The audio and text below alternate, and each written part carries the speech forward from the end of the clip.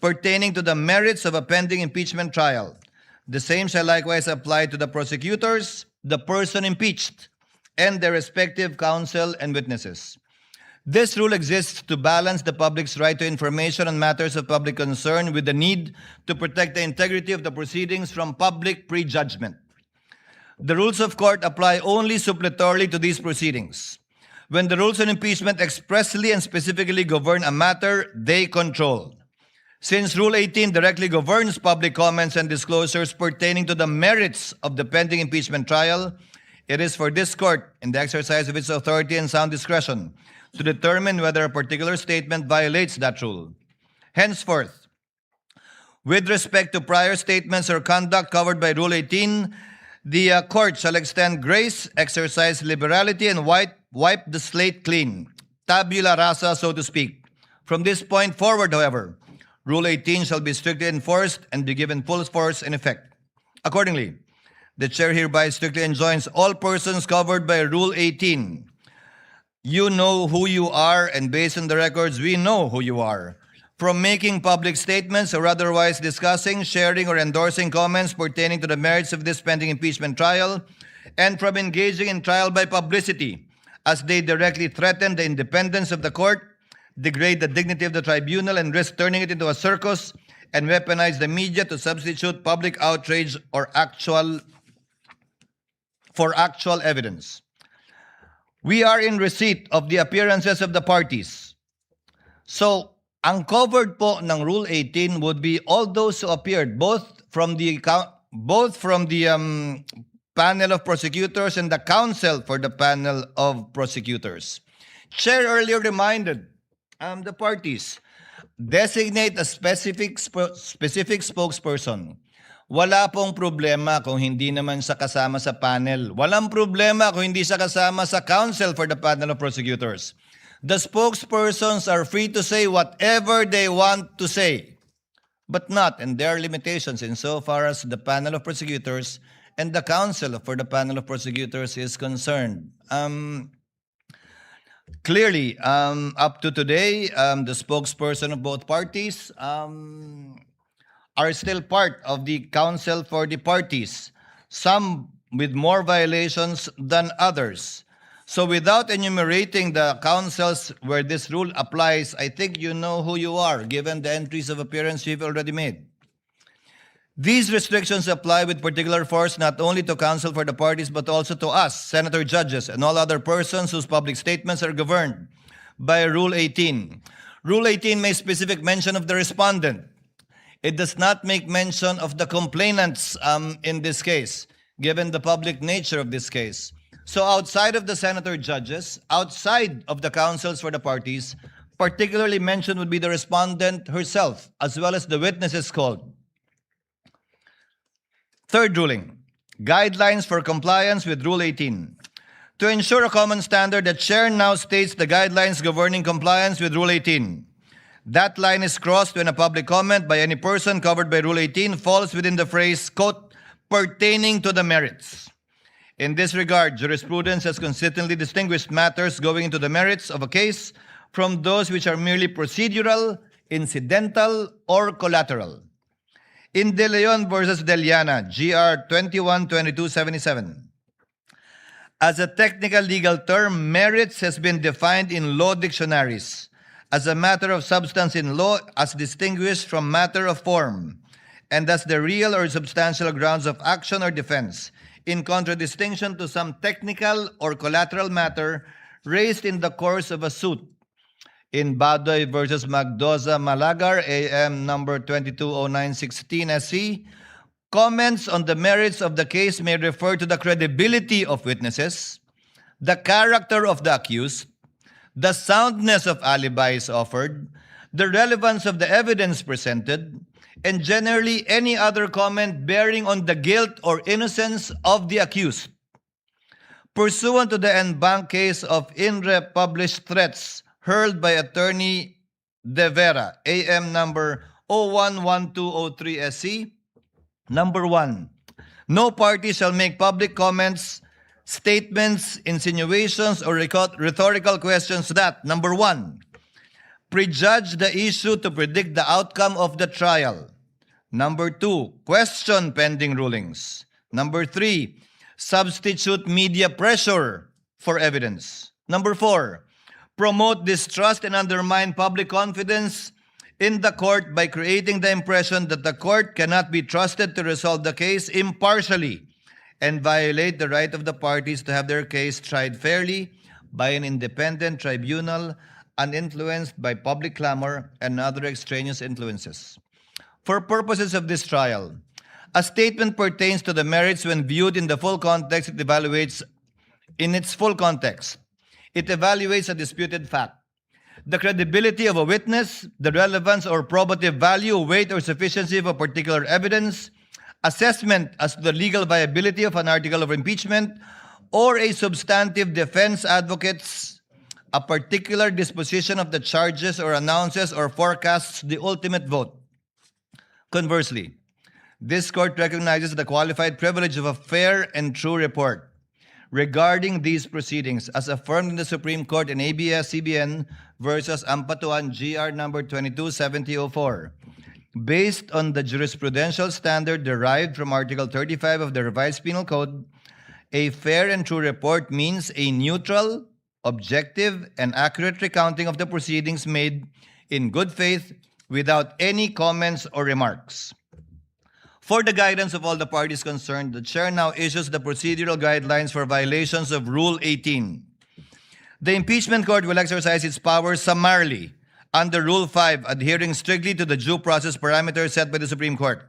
First, a 24-hour show cause order. No oral accusation or press pronouncement shall precede the formal charge. Any party cited for a particular violation will be issued a written show cause order, either motu proprio or upon motion by either party, and will be given exactly 24 hours to submit a verified written answer. Pursuant to the Supreme Court's en banc doctrine in Zaldivar versus Sandigan Bayan, GR number 79690-707, due process in disciplinary proceedings against lawyers and parties does not require a trial-type formal hearing. The presiding officer will rule summarily based solely on the submitted pleadings upon the lapse of the 24-hour period, subject to appeal or reconsideration by any member of the court. Now, the burden of proof. Pursuant to Stratcom Corp. versus Etong, GR number 190980, and Webb versus Gatula, GR number 194469, any punitive sanction requires this court to find that, quote, a person's act must be done willfully or for an illegitimate or improper purpose. Thus, the good faith or lack thereof of the person being cited in contempt should be considered. Hence, the contemnor is presumed innocent, and the burden of proving that the contemnor is guilty of contempt lies with the movant. For violations of Rule 18, the court shall follow a two-strike rule. Violations will be met with a strict graduated penalty system. First offense, public reprimand and admonition. The penalty is a severe reprimand and stern admonition in open court, placed permanently on the record as a final warning. Second offense, a monetary fine. The penalty, pursuant to the prescribed ceiling under Rule 71, Section 7 of the court will impose a maximum statutory fine of 30,000 per violation, pesos that is. Furthermore, exercising the court's inherent case management powers under Rule 4, 5, 6, and 8 to preserve the orderly proceedings, the offending lawyer or party may also be subjected to a defined prospective restriction on speaking, objecting, or examining witnesses on the floor. Each subsequent violation of Rule 18 shall be punished the same way as a second offense, third, fourth, so on, with a fine of 30,000 pesos. In all cases wherein a member of the bar is concerned, independently, pursuant to the case of Inre Almacen, the certified incident record will be transmitted and formal referral will be made to the Office of the Bar Confidant, the Integrated Bar of the Philippines, and/or the Supreme Court for possible disciplinary sanction regarding the person's license to practice. The court also reminds respective counsels of the parties that CIPRA Canon 2, Section 19 prohibits lawyers to comment or publicize opinion pertaining to a pending proceeding in a manner that may cause prejudgment, sway public perception, influence the tribunal, or create a widespread perception of guilt or innocence. CIPRA likewise requires professional responsibility on the use of social media and prohibits the dissemination of false or unverified claims or disinformation. Rule 18 does not, by its terms, cover outside observers or spokespersons who are not counsels of record. Such persons, however, remain subject, when applicable, to the rules on indirect contempt, and if they are members of the bar, to the CIPRA rather. Counsel of record must litigate their respective causes before the court, not in the court of public opinion, through interviews, social media posts, or publicly generated, authorized, encouraged, or disseminated through surrogates. Counsel cannot have their cake and eat it too. They cannot invoke the authority of this court while simultaneously seeking to influence the proceedings through extrajudicial publicity. In fact, the chair has in its hands certain statements to cite as examples, without naming names, but you know who you are, who mentioned these quotes.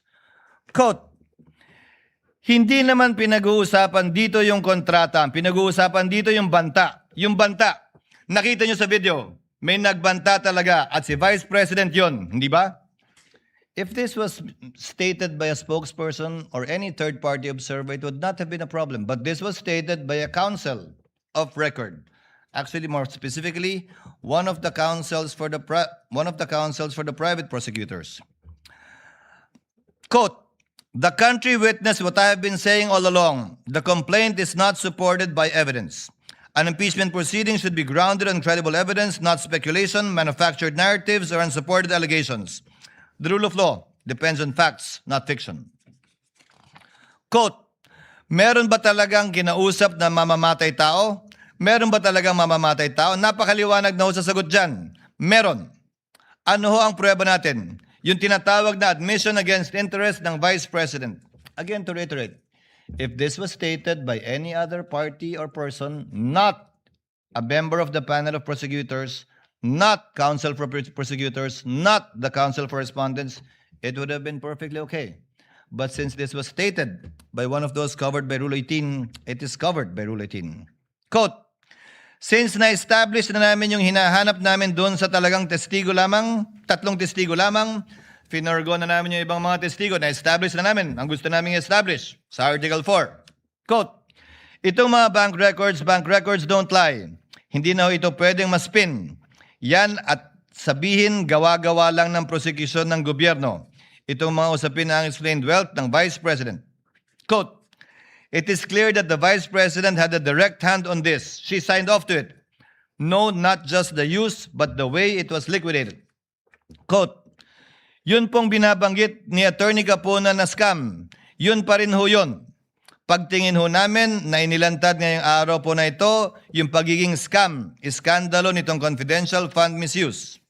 Quote, malinaw din na sinasabi niya na hindi kailangan sabihin pa na ginamit ito para sa personal na paggamit ng Vice President, itong confidential funds na ito.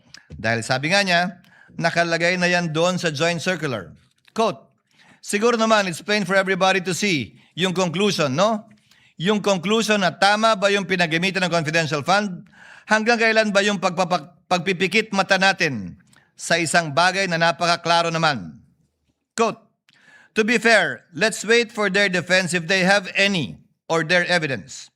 But so far as we are concerned, our position, you violated the public trust. Fraudulent liquidation, so you have violated the law. You already betrayed the people's trust. Quote, sa totoo lang po, yung testimonya ni Ms. Acosta na nagsasabing si Pangalawang Pangulo Duterte mismo ang nagbigay ng utos na ibigay ang 125 kay na Latsika. Sapat na ho yun doon sa pagpapakita ng maling paggamit ng confidential fund. Quote, to us, it's a scam that was masterminded by the Vice President. Again, these are statements that may be said by any third party, but certainly not by any of the counsel for the parties. I would like to give credit where credit is due as well. There are some counsel for the parties who have been very circumspect with their statements. And you also know who you are. After hearing these examples, no person covered by Rule 18 may reasonably claim uncertainty as to where the line is drawn. The statements read to the record are illustrative, not exhaustive. They are cited not to punish past conduct, but to give clear and fair warning of the standard that shall govern henceforth.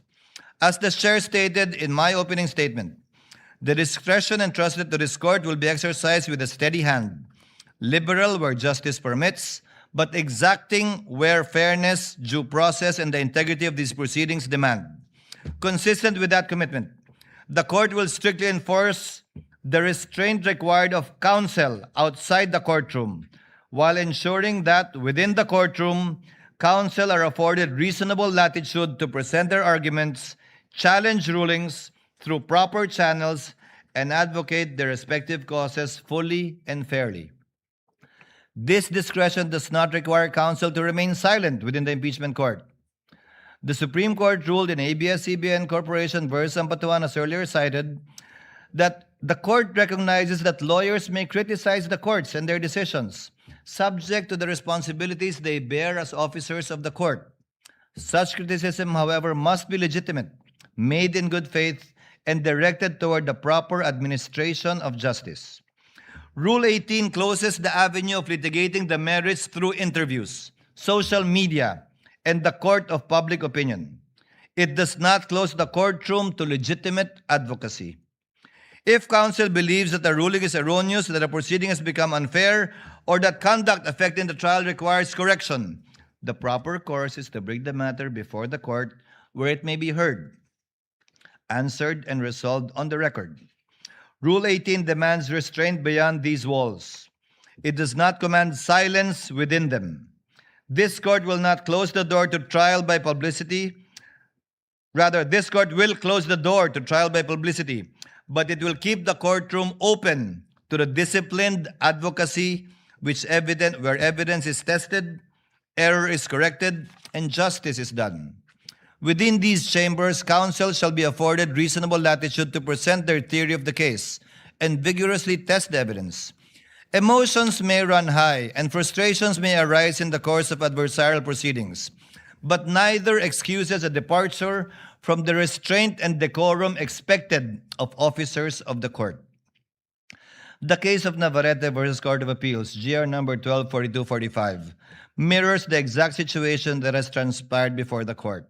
Quote, with respect to the words swindlers, plunderers, stupid, and bastards, uttered by private respondent in the course of her testimony, we are inclined to disagree that such language is too ignominious and degrading for a lawyer to say to a fellow lawyer in the courtroom.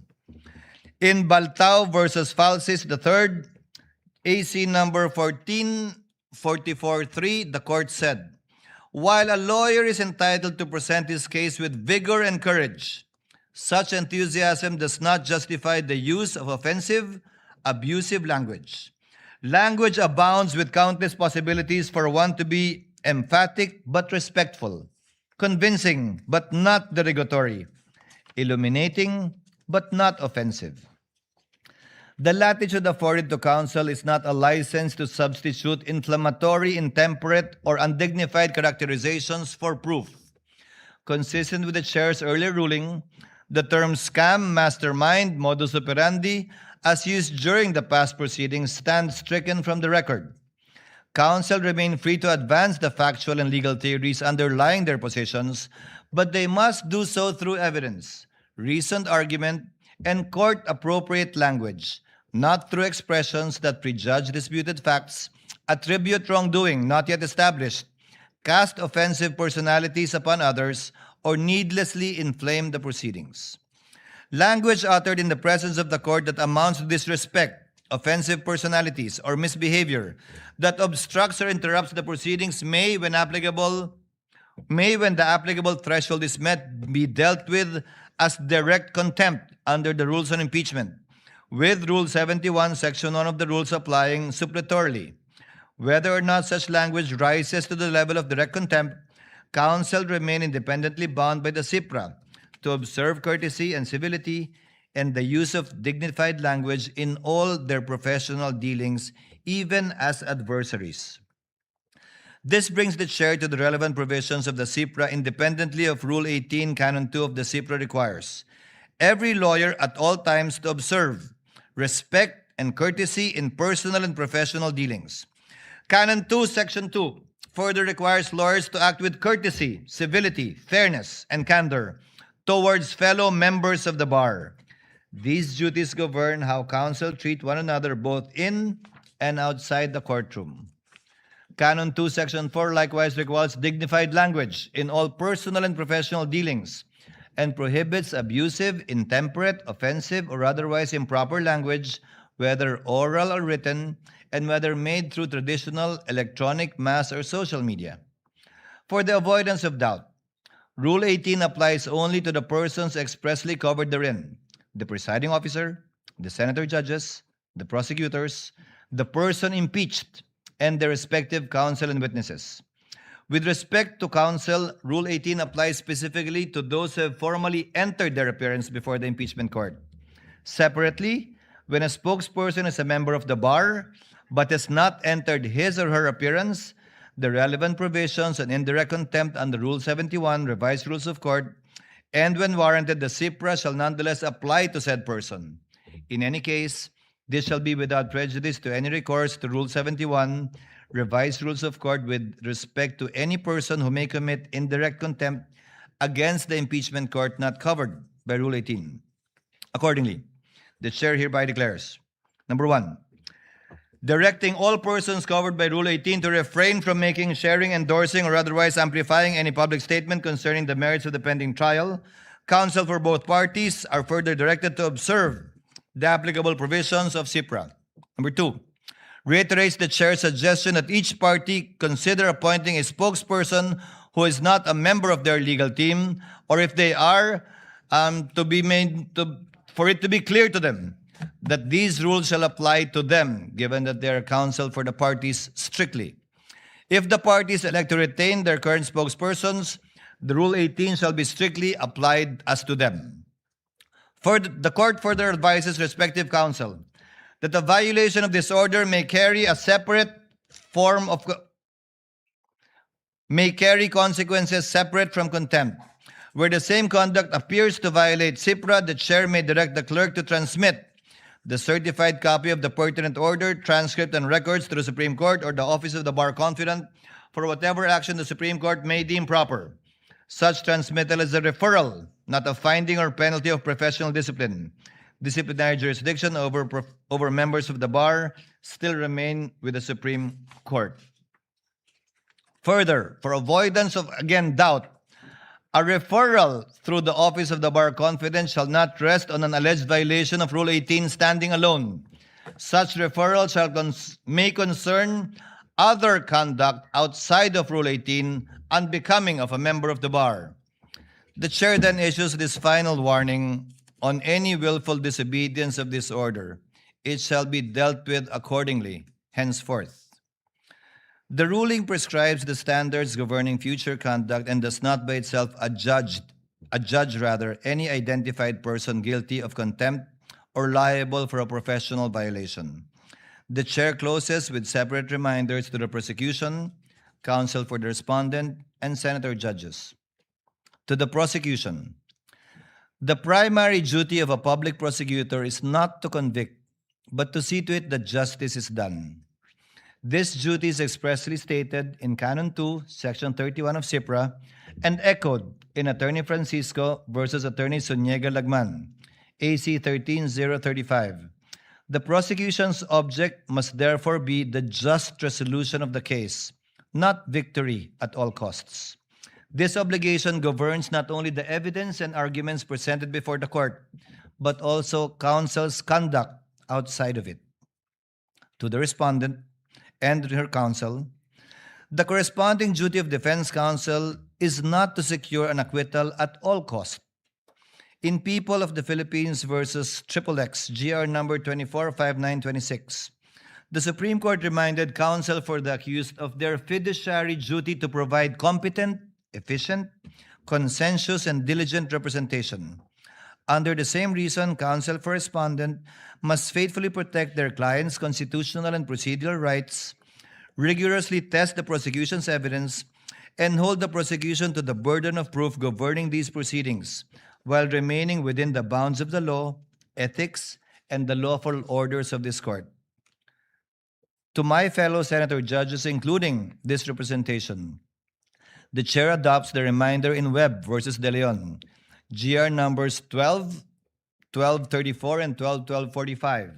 Quote, more than convicting the guilty and acquitting the innocent, the business of this court is to assure fulfillment of the promise that justice shall be done and is done, and that the only way for this court to obtain an acquittal, from the bar of public opinion. That obligation rests upon every senator judge to decide solely upon the record, under the Constitution and under our rules, and in a manner worthy of the confidence of the people to whom this court is ultimately accountable. Thank you, and we may proceed with the trial at hand. Sorry, ma'am. Your Honor. Before recognizing the Honorable Chua, Chair would like to instruct the Clerk of Court through the OSA to kindly situate Mr. Ortonio to the witness stand. Yes, Honorable Chua. Your Honor, may I now turn over to the counsel for the prosecution, Attorney May Divina Gracia. Attorney May is recognized, and also, before We recognizing also- Attorney Christine, We will just ask for Attorney Christine Ferrer to be recognized, Your Honor. yes, Attorney you. Christine and Attorney May then. Ginoong Ortonio, kayo po ay patuloy na tetestigo sa ilalim ng nauna niyong panunumpa po. Kung saan nanumpa kayo magsasabi ng katotohanan at pawang katotohanan lamang. Naunawaan po niyan? Yes po, Your Honor. We may proceed now with cross. Attorney Christine, you ready? Your Honor, if I may be recognized.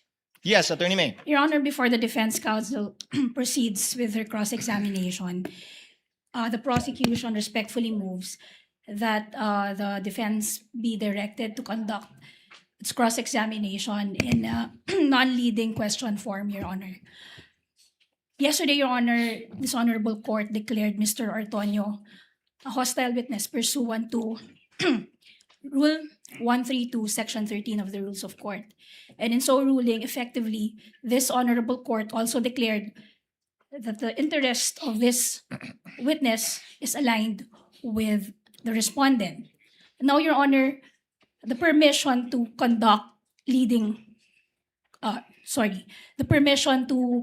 propound leading questions on cross-examination under Rule 132, Section 10A of the Rules of Court rests solely on the presumption that the interest of the witness to be cross-examined is hostile or is adverse to the cross-examiner, making it difficult for the cross-examiner to put into the mouth of the witness words that he expects to be elicited. Now, that presumption, Your Honor, has already been overcome by the declaration of this honorable court. So what we expect, Your Honor, is merely cross-examination in form but not in substance. Because in substance, Your Honor, the cross-examination would effectively be like the respondent herself cross-examining, the respondent cross-examining or direct examining, conducting a direct examination of her very own Assistant Chief of Staff. Last Monday, Your Honor, we witnessed how the defense, under the guise of cross-examination, supplying testimonies to the witness, Ms. Gina Acosta, and merely expecting her to supply yes to each and every question, Your Honor. And that is the very evil sought to be prevented by the rule against leading questions on direct examination. Your Honor, I understand before I'm lectured on the contents of the rules of court, I'm very much aware of what the rules of court provide. But I'm also very much aware, Your Honor, that under the rules of this honorable court, the rules of court is merely suppletory in application. And in fact, the presiding officer is granted leeway to rule on every matter of evidence. Comment, Attorney Christine. Yes, Your Honor. Rule 132 of the Rules of Court does not convert a hostile witness into as our own witness, Your Honor. So, therefore, we are not obliged to ask direct examination questions, Your Honor. Thank you. If I may, Your Honor. Short reply, and so replying, Attorney May, kindly cite a legal basis outside of the rules of court, since you said it's not in the rules of court. Your Honor, I'm citing the very own rules of this honorable court, saying that the rules of court is merely suppletory in application, and at the end of the day, it will be the presiding officer who will be deciding on matters of evidence. And early in the proceedings, Your Honor, if I remember correctly, two senator judges encouraged this honorable court to look beyond the wordings of the law and consider the intent for its application. That it, Attorney May? Yes, Your Honor. Chair will make a ruling. Rules of court, although it has merely supplementary application to these rules, nevertheless do apply. And the rules of court state specifically that leading questions may be asked on cross-examination without any exception nor any limitation.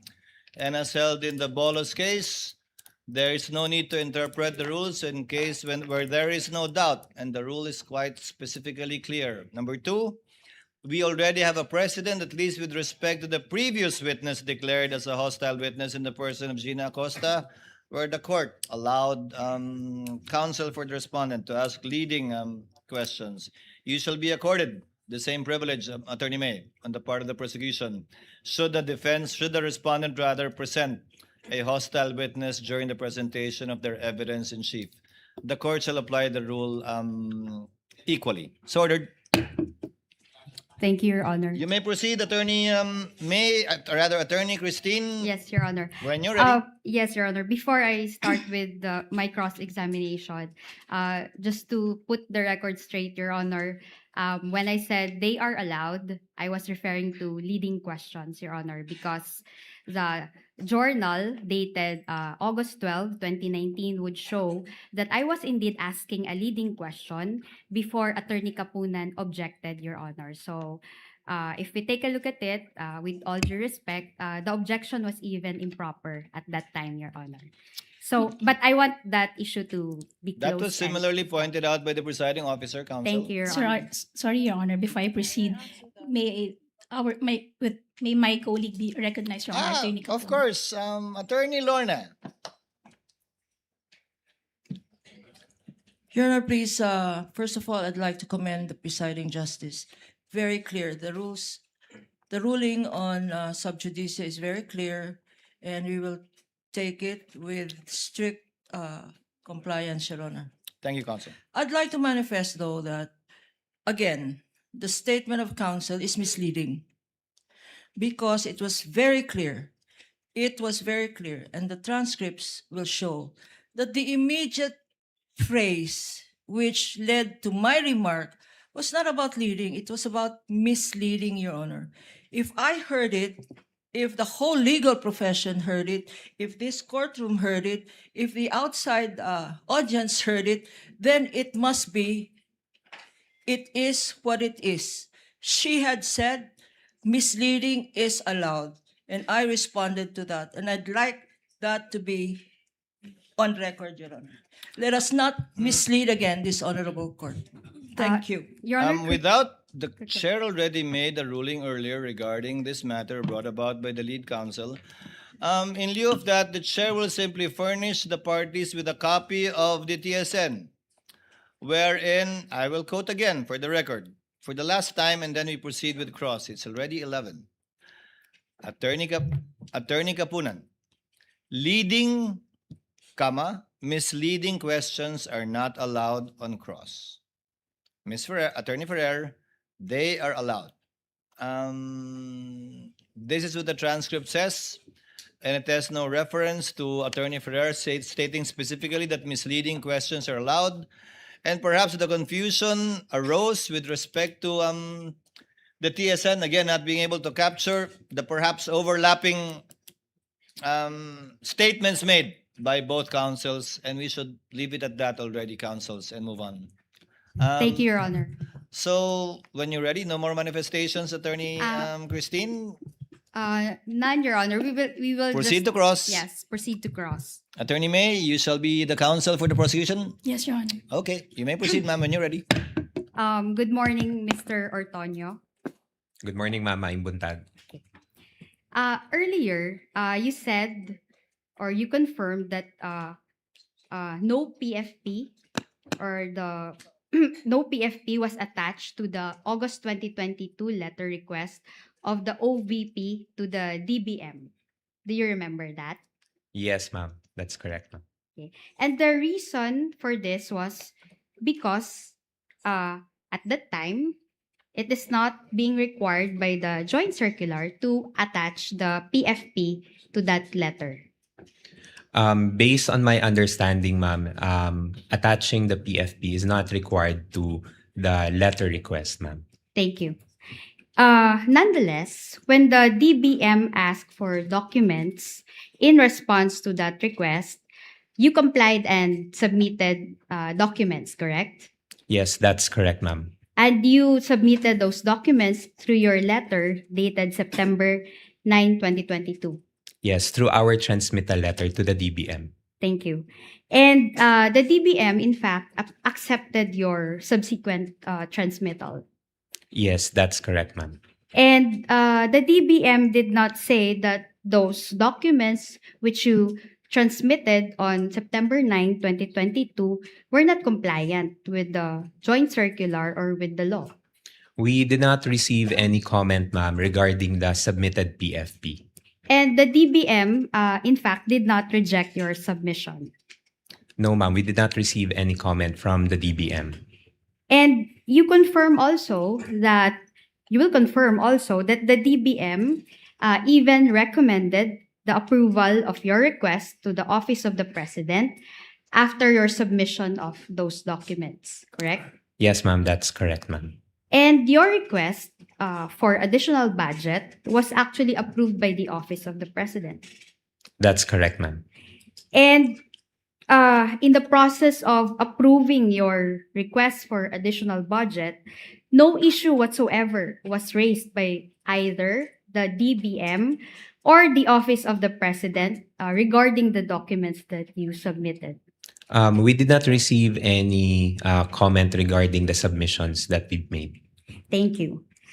You were also asked yesterday regarding the good governance program that was mentioned in the PFP for the fourth quarter of 2022. Do you recall that? Yes, ma'am. And as someone who supervises the Administrative and Financial Management Office of the OVP, you confirmed that the confidential funds for the fourth quarter of 2022 was requested to ensure the safe implementation of the OVP's good governance program. That's correct, ma'am. And the confidential funds were not used to fund the good governance program in itself, but the implementation thereof. Yes, that's correct, ma'am. Now we go to the 2023 PFP, which I assume you also recall. The 2023 PFP indicated that the phrase socio-economic program delivery instead of good governance program. Do you recall that? Yes, ma'am. And the socio-economic program delivery is a program of the OVP for the 2023. Yes, yun po yung parang encompassing program title for all the projects of the OVP For the year 2023. for the year 2023. Again, the confidential funds for the year 2023 were not used to fund the Objection. socio-economic program itself. This time, Your Honor, I will have to object. Not yet done, Your Honor, with Not yet. question. Yes. Kindly finish your question, counsel. Yes, Your Honor. The confidential funds for the year 2023 were not used to fund the socio-economic program itself, but the safe implementation thereof. Your Yes, Honor, I would that's have to- Counsel correct. for the Your Honor, we prosecution. would like to- Before the witness answers, the answer of the witness is stricken off. Yes. Yes, Your Honor. The question, this witness, Your Honor, based on his answers yesterday, is incompetent to testify on that. Why do I say that, Your Honor? First, this witness admitted yesterday that it was the Vice President herself who requested the confidential funds. And second, Your Honor, he himself explained that he had no participation whatsoever in the disbursement of said confidential funds. So this witness, Your Honor, by his own admission, is incompetent to testify where the confidential funds were spent or what the confidential funds was spent on or were spent on. Quick reply, Your Honor. Yes. Attorney May. Attorney Yesterday, Christine? yes, the witness also testified that he is the administrative and financial management officer. Your Honor, he is the supervising officer of the administrative and financial management office of the OVP, and that all budgets, as a general rule, are being approved by him, Your Honor. And he, in fact, participated in the request for the confidential funds in the year 2022, Your Honor. Your Honor, if I may just make a very quick rebuttal. Before the chair makes a ruling, yes. Your Honor, we've heard it straight from the horse's mouth. The statement of this witness yesterday was that was the general rule. Since that is merely the general rule, there are exceptions. And he also mentioned, Your Honor, that confidential funds is not among those funds that went through him. Your Honor, quick reply. We've dealt this too many exchanges already, counsels. If the witness knows, he may respond. And as you very well know, Attorney May, sometimes a hostile witness may give a different answer on cross, which is a proper subject matter for redirect, if ever, when your time comes. Witness may answer, yes, Mr. Antonio, you may respond to the question. Thank you, Your Honor. The way I understand the question is that the confidential funds was not used for any of the regular programs of the OVP under the socio-economic delivery programs for the 2023. So with that, sir, I can say yes, the confidential funds were not used for the purpose of the implementation of the socio-economic programs of the OVP in itself. And you know that information by virtue of your position, not only as the Assistant Chief of Staff, but also as the administrative but also as the Supervising Officer of the Administrative and Financial Management Office of the OVP. Yes, ma'am, that's correct, ma'am. Thank you. The socio-economic program can be found in the 2023 General Appropriations Act. Yes, You ma'am. confirm that? Yes, ma'am, that's correct, ma'am. Okay, and it's a line item, in fact, under the 2023 GAA. Yes, correct, ma'am.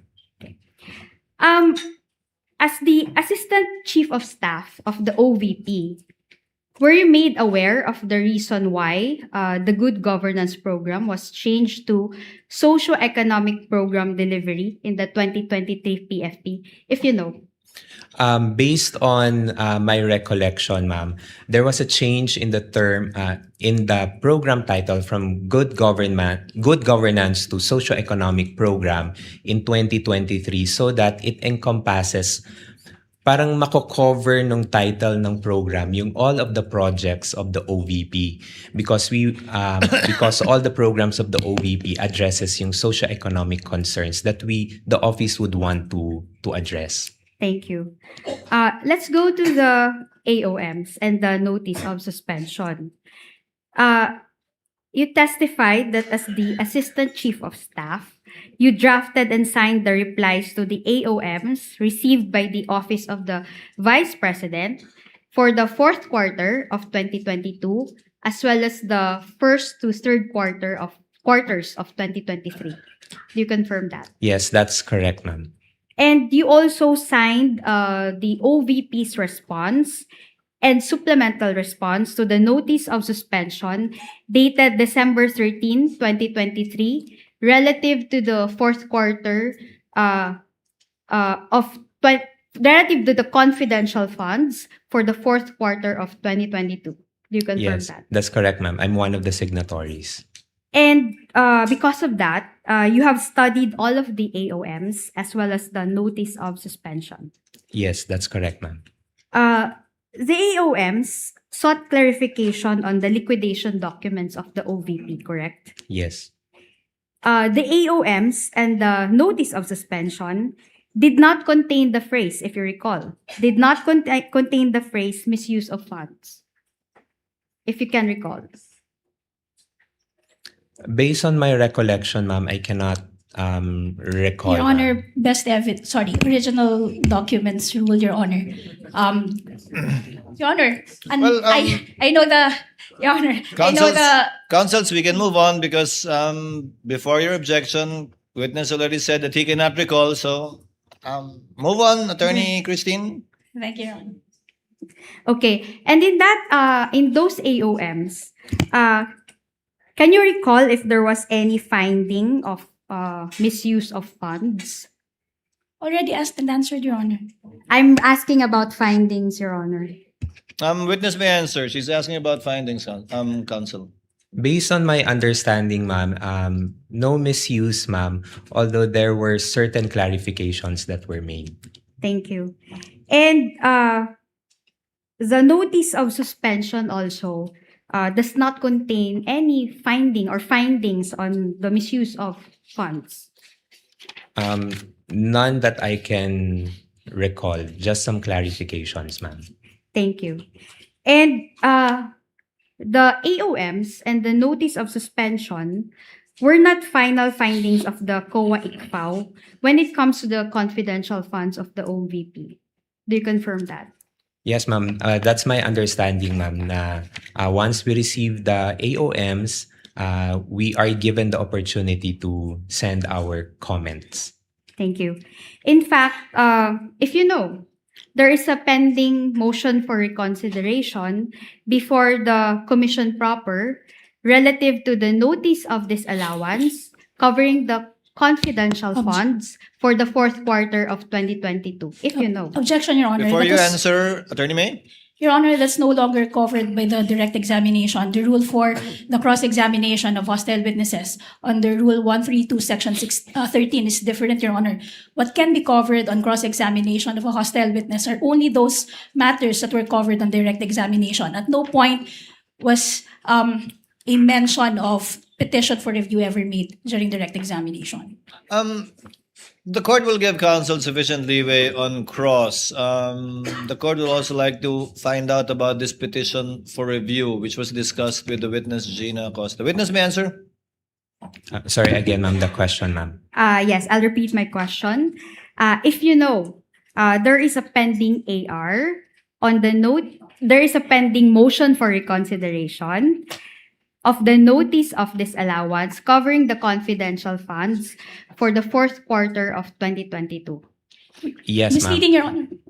Your Honor, move to strike, Your Honor, because I wasn't given enough opportunity, Your Honor. Would Enough the time. witness kindly wait just for a few seconds before answering?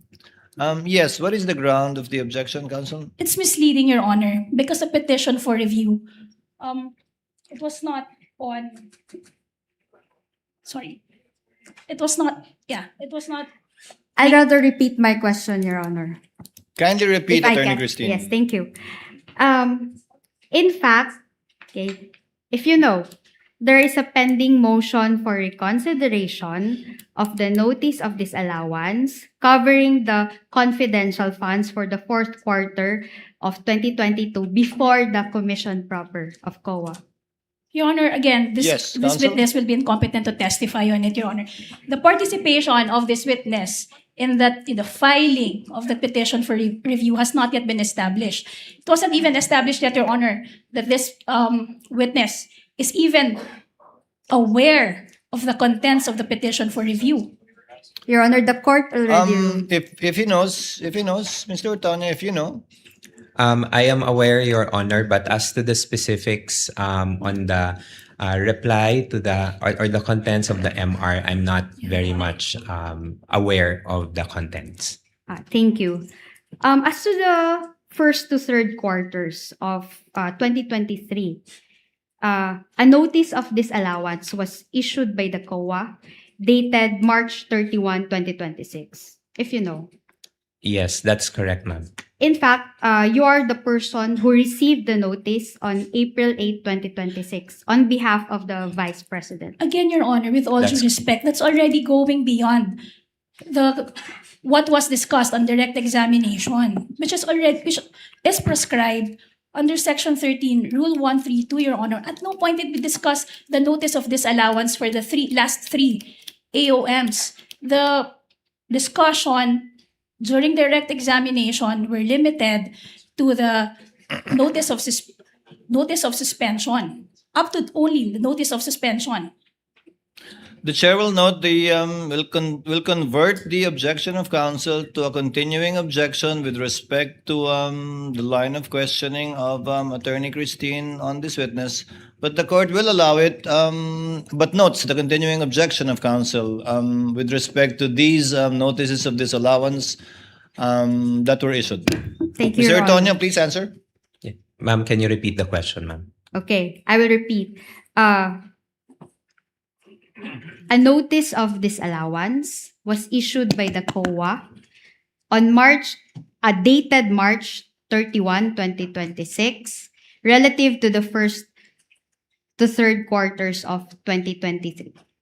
Yes, ma'am. And you are the person who received the notice of disallowance on April 8, 2026 on behalf of the Vice President.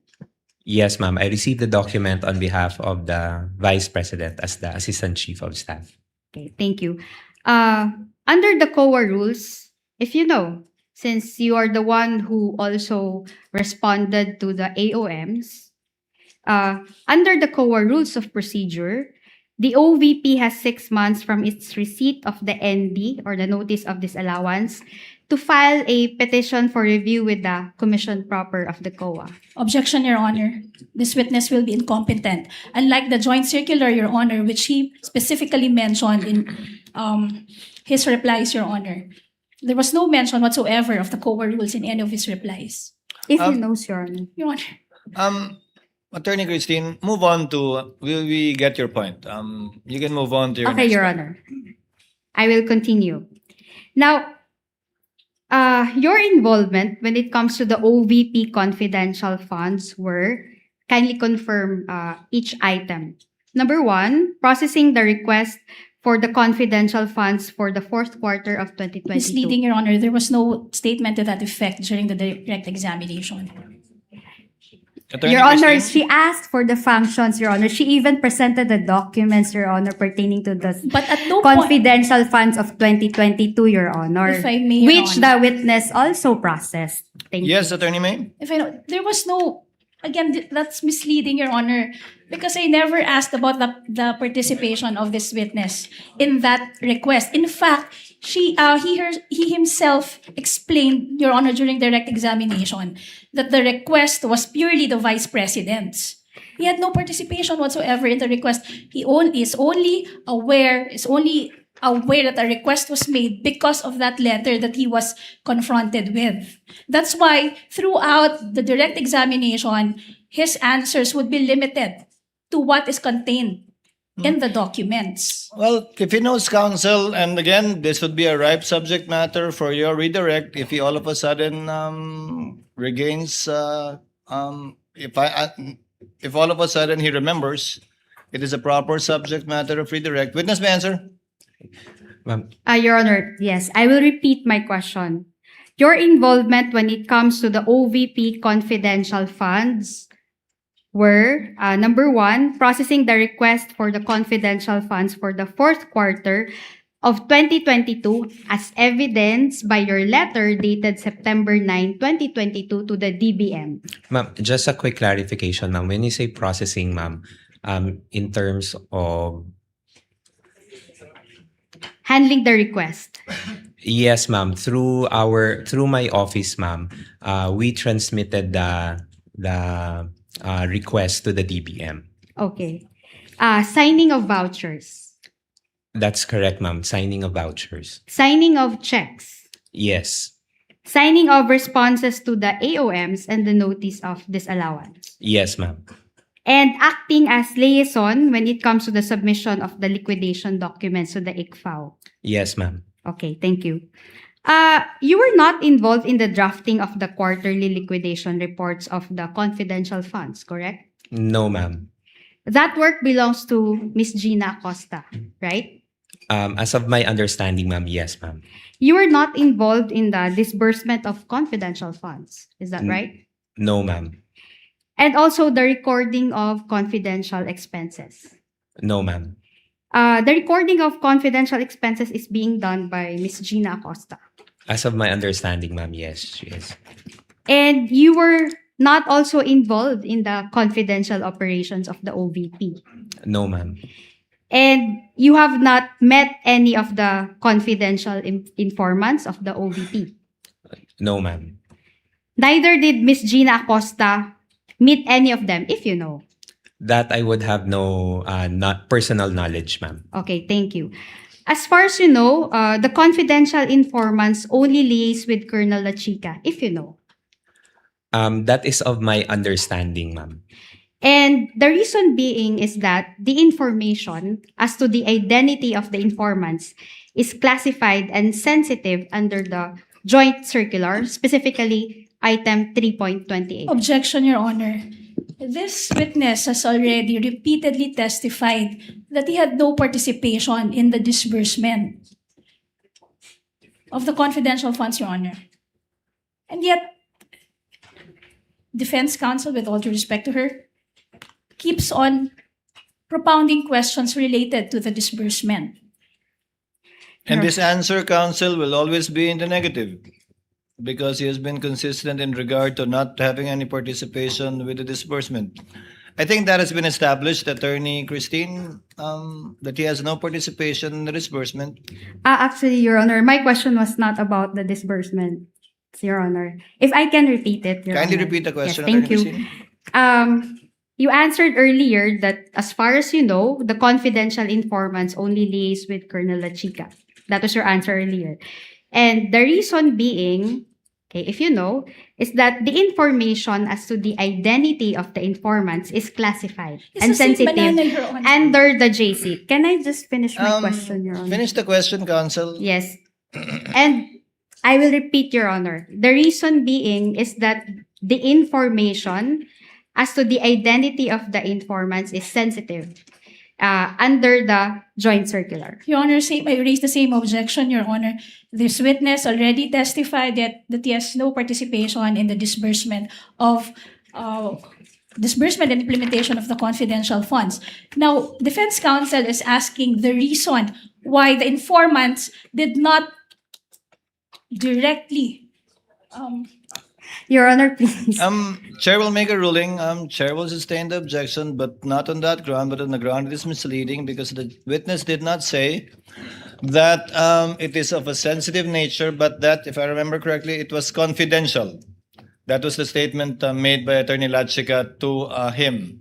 Na Yes, hindi niya sasabihin because it was confidential. Yes, in Your nature. Honor. We will no longer push the question. Thank you. Move on to your next point, Attorney Christine. I'm already done, Your Honor.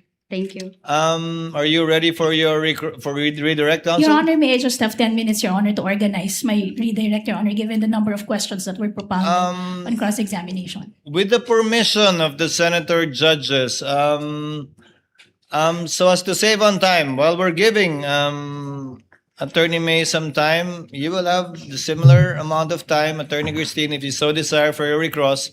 I will, in the meantime, allow senator judges to interject in the interregnum to save on the court's time. I can see the hand of Senator Soto. Anika, can you, after Senator Soto, can you list the rest?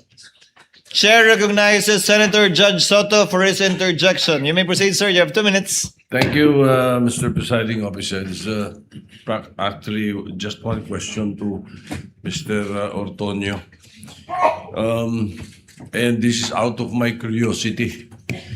Earlier, you confirmed that all admin and finance matters dumadaan sa'yo. That's correct po, Your Correct. Honor. Also, you said that you were the head of HR in Davao, the LGU.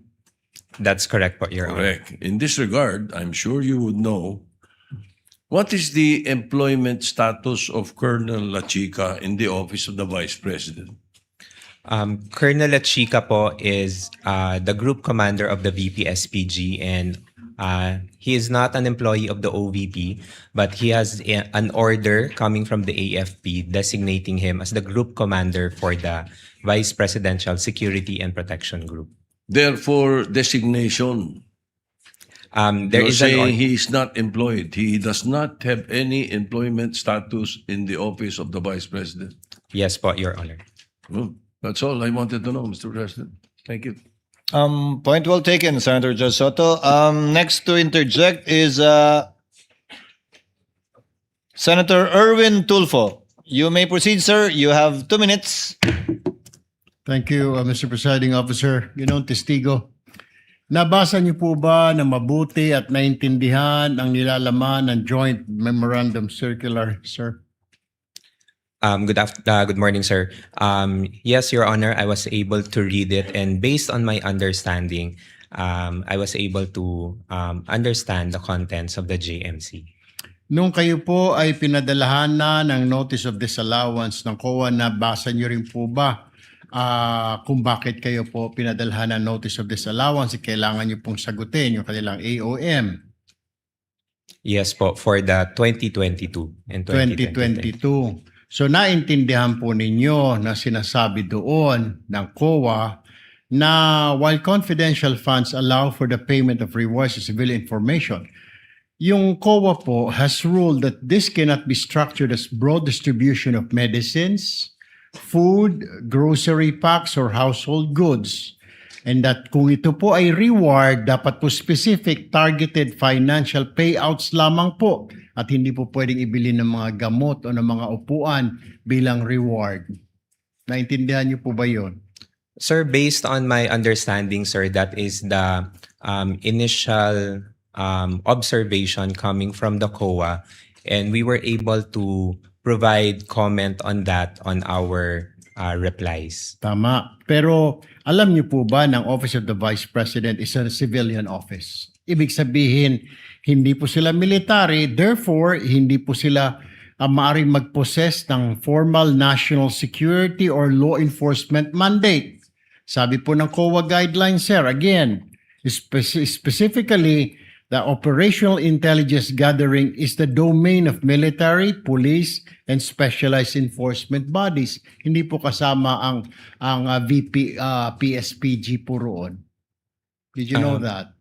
Sir, based on my understanding, sir, sa pagkakaintindi ko po sa JMC is that the confidential funds is allowed for civilian agencies, sir, and in coordination with the different law enforcing agencies. Yun po yung pagkakaintindi ko Yun po. po ang pagkakaintindi ho ninyo. Pero iba po yung sinasabi po ng COA sa inyo. Kaya po kayo may notice of disallowance. Kaya po sinasabi ng COA at ini-issue po sa inyo formal notice of disallowance na 73.3 million ng OVP December 2020 to confidential spending.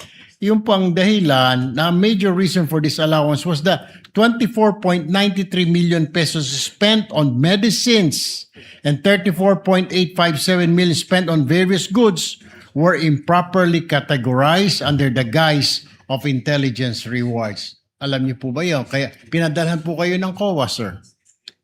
Sir, based on what I can recall po, sir, on the notice of disallowance that was sent to our office, what they required, sir, was that the submission of an intelligence report to support the payment of those rewards. So yun po yung pagkakaintindi ko regarding sa letter.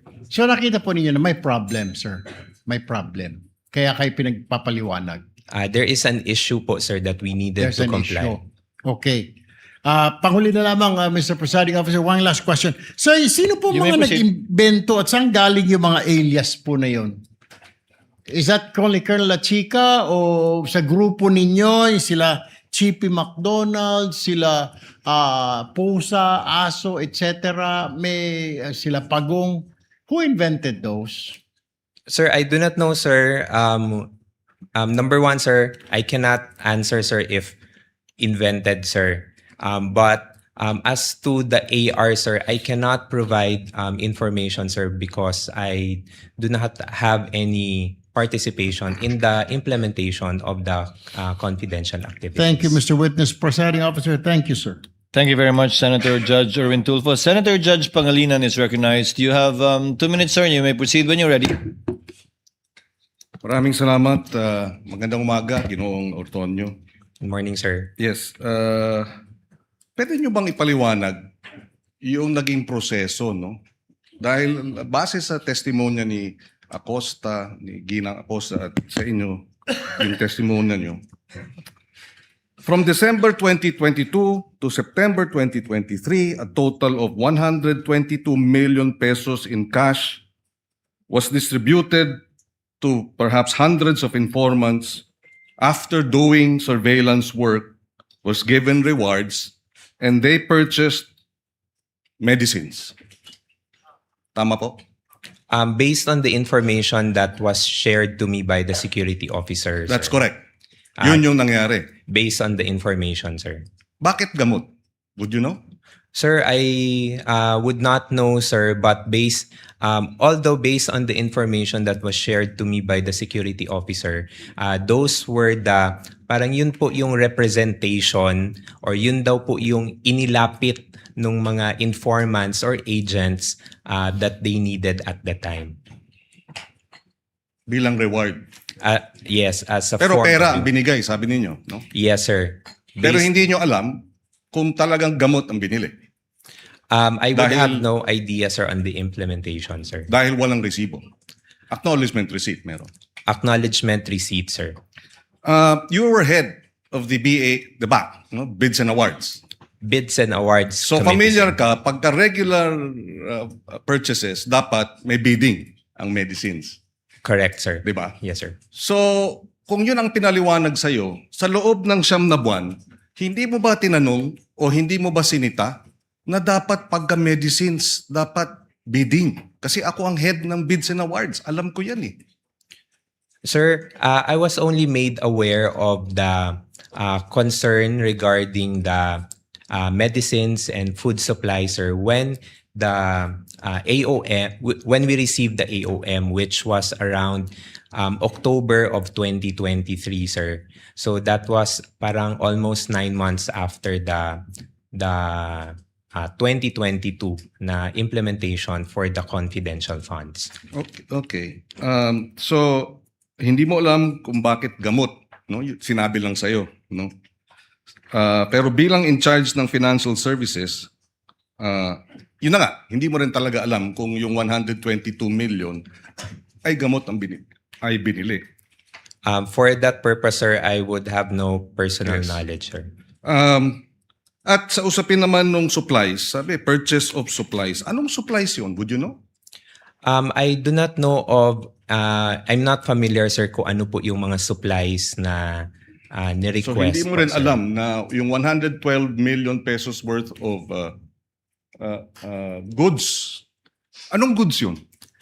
Again, sir, I would have no personal knowledge, sir, on the specifics of the supplies, sir. You know, you have 2 master's degrees.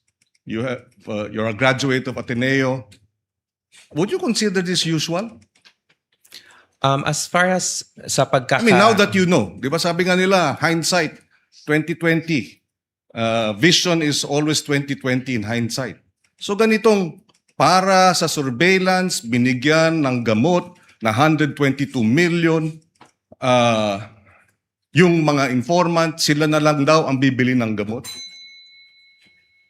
Is this usual? In terms of using government funds? And based, you being a BAC head? Based on my understanding po, sir, at saka sa pagkakaintindi ko po, sir, it went through the the process that is allowable by law. So it's usual for you. It's Um, usual. That's just my question. Do you find this usual? And you say yes or no. So you find this process na medicines ang binibigay bilang reward sa mga informant pero hindi medicines, pera, sila bibili ng medicines, 122 million in a period of 9 months. For you, that's usual. Kung sa pagkakaintindi ko po, sir, and based po sa understanding ko po sa JMC, sir, I would say so, sir. Okay. No further questions at this time, Mr. President. Thank you. With the permission of the next in line is Senator Judge Tulfo, but with your permission, Honorable Tulfo, thereafter, Senator Villanueva, the Senate President, Senator Jevara, Senator Lacson. The 10 minutes of Attorney May is up. Attorney May, can you now proceed with your redirect? Again, without prejudice to Attorney Christine asking for a similar time for her recross, should she require it? Good morning. Attorney, again, you may Mr. proceed when you're ready. Good morning, Mr. Antonio. Good morning, ma'am. Okay. Kanina, on cross-examination, sinabi mo na sa pagkakaalam mo, hindi required na i-attach ang PFP sa request for confidential funds. Tama ba? Yes po. Okay.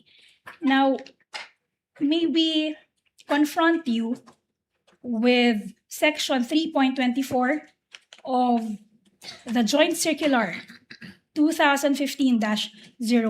Can you kindly read it for may the approach record? and show the witness the JC 2015-01, the relevant provision thereof.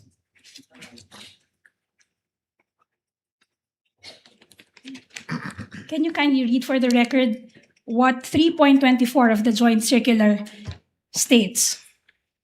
3.24 Physical and Financial Plan refers to the plan approved by the head of office in the case of NGAs and LGUs and by the board of directors in the case of GOCCs supporting the request for funds for CE and IE containing the estimated amount per project, activity, and program. Okay. Nabasa niyo po ba yan bago kayo sumagot kanina? Familiar po kayo sa provision na yan? I have to be honest, ma'am, na I cannot remember this one, ma'am. Okay.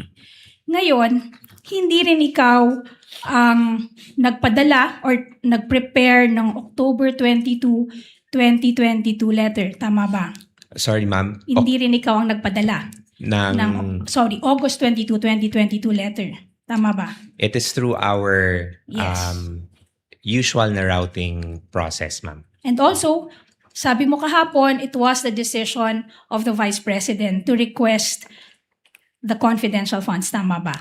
Yes, as the head of agency, ma'am, I would understand that she has the authority to request for the said funds, ma'am. And siya rin yung nag-sign off dun sa August 22, 2022 letter. Tama ba?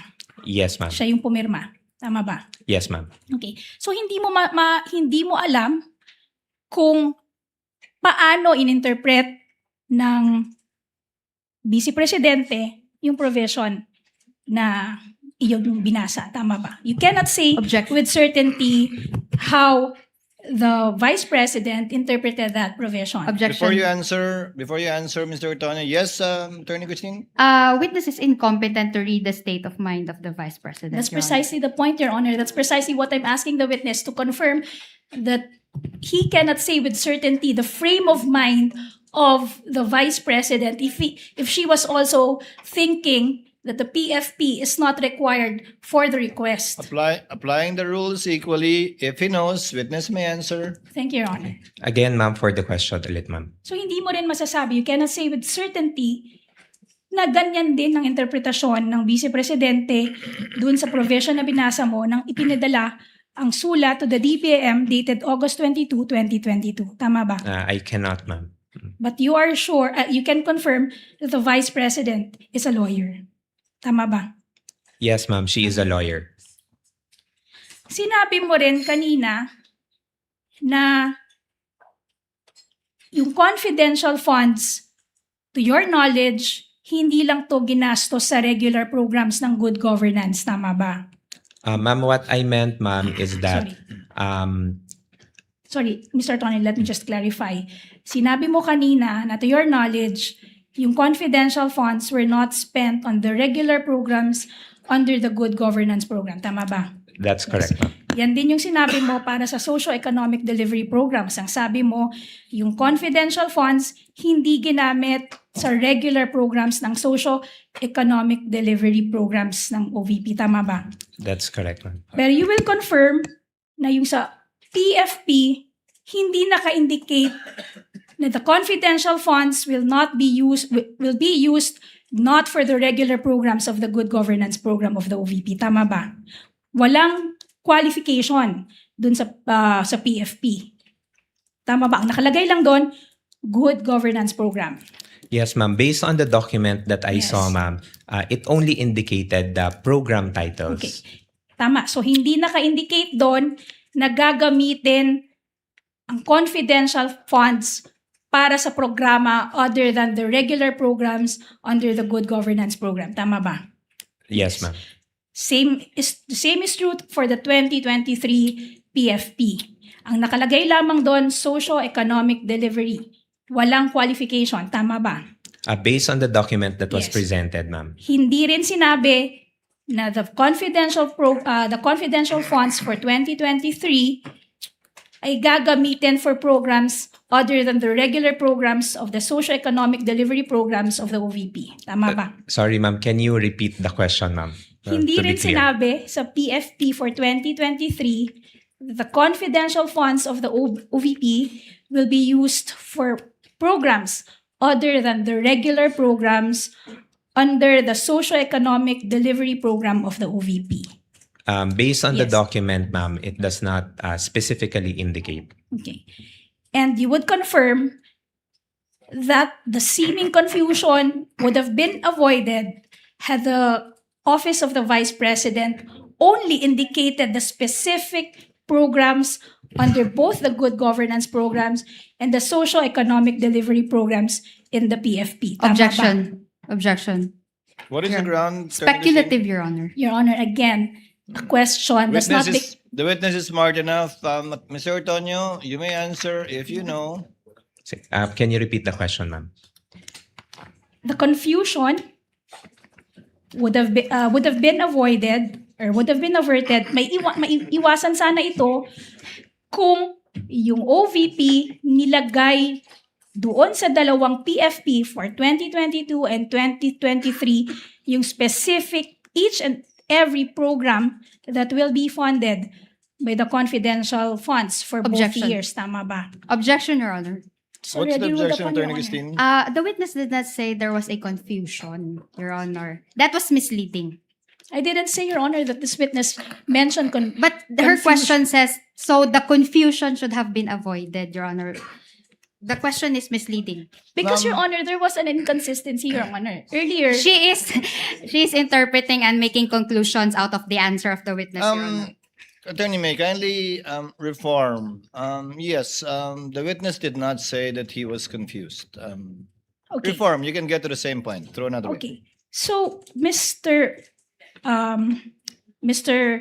Ortonio, kung nilagay yung each and every program that will be funded, stinate doon sa dalawang PFP, yung particular programs na paggagamitan ng confidential funds, wala sanang question kung saan ito ginamit. Tama ba? Objection, Your Honor. Same objection, Your Honor. Actually misleading kasi wala sanang questions. He did not say that there were questions on Then the I will confidential. drop the sana, Your Honor. Mr. Ortonio, if I may, counsels, Mr. Ortonio, bakit hindi nilagay doon sa PAP yung particular ng good governance at socio-economic program na hindi ito bahagi doon sa original o regular na budget ng OVP? Sa Sir, pagkakaalam mo. thank you, Your Honor. On the question, sir, on kung bakit hindi nilagay, sir, I would have no personal knowledge, sir, on why, since the document was prepared by our special disbursing officer. Sa paggawa ng sagot sa OEM, sa palagay mo ba kung nilagay niya yon, hindi na masasama sa OEM, sa AOM yon? Based on my understanding, sir, it could have helped, sir, to clarify. Okay. Your witness, counsel? Okay. Mr. Ortonio, yesterday and today, paulit-ulit mong sinasabi na wala kang participation sa disbursement and implementation of the confidential funds. Tama ba? Yes, ma'am. So hindi mo rin alam kung talagang saan ginamit yung confidential funds, kung anong programa dinisburse ito. Tama ba? Objection. Objection, Your Honor. What is the ground? Not Attorney covered by Christine? the cross. Let's give her sufficient leeway, counsel. This is one of the questions in the minds of the senator judges. Just to clarify, you may answer it, Mr. Ortonio. No, I would not have any personal knowledge. So hindi mo rin alam, based on your personal knowledge, na yung confidential funds ay hindi ginastos sa regular programs under the Good Governance Program. Tama ba? Kasi wala kang sabi mo, wala kang participation, wala kang personal knowledge kung saan dinisburse yung confidential funds. Tama ba? Based on my understanding, ma'am. Wala ka ring personal knowledge kung paano inimplement ang confidential funds. Tama ba? Yes, ma'am. So hindi mo rin masasabi based on your personal knowledge na yung confidential funds ay ginastos sa mga programa other than the so-called regular programs of the Good Governance Program. Objection, Your Honor. What is the ground, Christine? Misleading, Your Honor. The witness did not say that the confidential funds were spent on the good governance programs of the OVP. That was not the point, Attorney Christine. Witness may answer. If the presiding officer may, Mr. Ortonio, kung wala kang personal na kaalaman kung paano ginastos yung confidential fund, edi wala ka ring personal na kaalaman kung ginastos sa regular na programa ng OVP yung confidential fund. I do not have any personal knowledge, sir, on how the confidential funds was At implemented, all. sir. Kung saan napunta yon, wala kang alam. No, sir. Kung napunta man sa tama o mali, madumi o malinis, wala kang alam. I would have no personal knowledge, sir. Okay. Your Earlier, witness, counsel. tinanong ka din, bakit nag-change yung program, the PPAs, for the 2023 PFP? When I say PPAs, I'm referring to the projects, plans, and activities. Tinanong ka kanina kung bakit yung programs, plans, and activities under the 2023 PPA naging socio-economic delivery program na dati under the 2022 PFP, ito ay good governance program. Tama ba? Yes, ma'am. The Yes. way I understand the Wait. question, ma'am. Wait lang. Ito yung tanong, Mr. Ortonio. Ang sabi mo kanina, nag-change ng PPA sa 2023 PFP para ma-cover ang mas marami pang programa. Tama ba? Ma'am, I'll clarify, ma'am. Wait, I Mr. Ortonio, please just answer my question with a yes or no. answered, ma'am. Your Honor. Let the witness answer, Attorney May. Thank you. I answered the question earlier, ma'am, in the context of why there was a change from good governance to socio-economic delivery in the context of what is reflected in the GAA. So that's how I answered it, ma'am. Okay.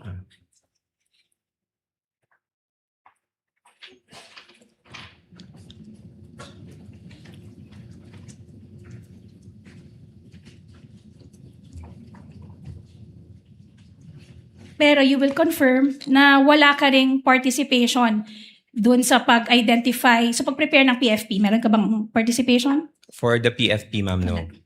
Okay. Kanina tinanong ka rin tungkol sa petition for review na final ng OVP sa COA. Tama ba? Yes, ma'am. And you will confirm that this petition for review was denied by the COA. Tama ba? And yes, ma'am, and Yes. subject for motion for reconsideration. Ibig sabihin, nang dininay ito ng COA, yung COA, it stood pat with its earlier decision, with its earlier findings. Tama ba? Your Honor. If he knows, counsel. Yes, ma'am, but then again, Yes. subject for the filing of motion for reconsideration. Sinabi mo din kanina na wala kang participation sa drafting ng liquidation. Wala kang participation sa drafting ng request. Wala kang participation sa drafting ng liquidation documents. Wala kang participation sa disbursement. Wala kang participation sa recording kasi ang may gawa nito ay si Ginang Acosta, di ba? Yes, ma'am. Naalala mo That's yun. correct.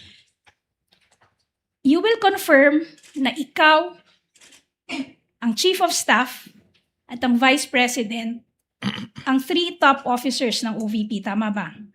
As Assistant Chief of Staff, ma'am. Yes. So, kayong tatlo, kayo yung top 3 officers ng OVP. Assistant Chief of Staff, and the Vice President herself. Tama ba? Yes, ma'am. Okay. Sinabi mo na wala kang alam tungkol din sa mga bagay na yon. At sinasabi rin ng Chief of Staff na wala rin siyang alam tungkol sa mga bagay na ito.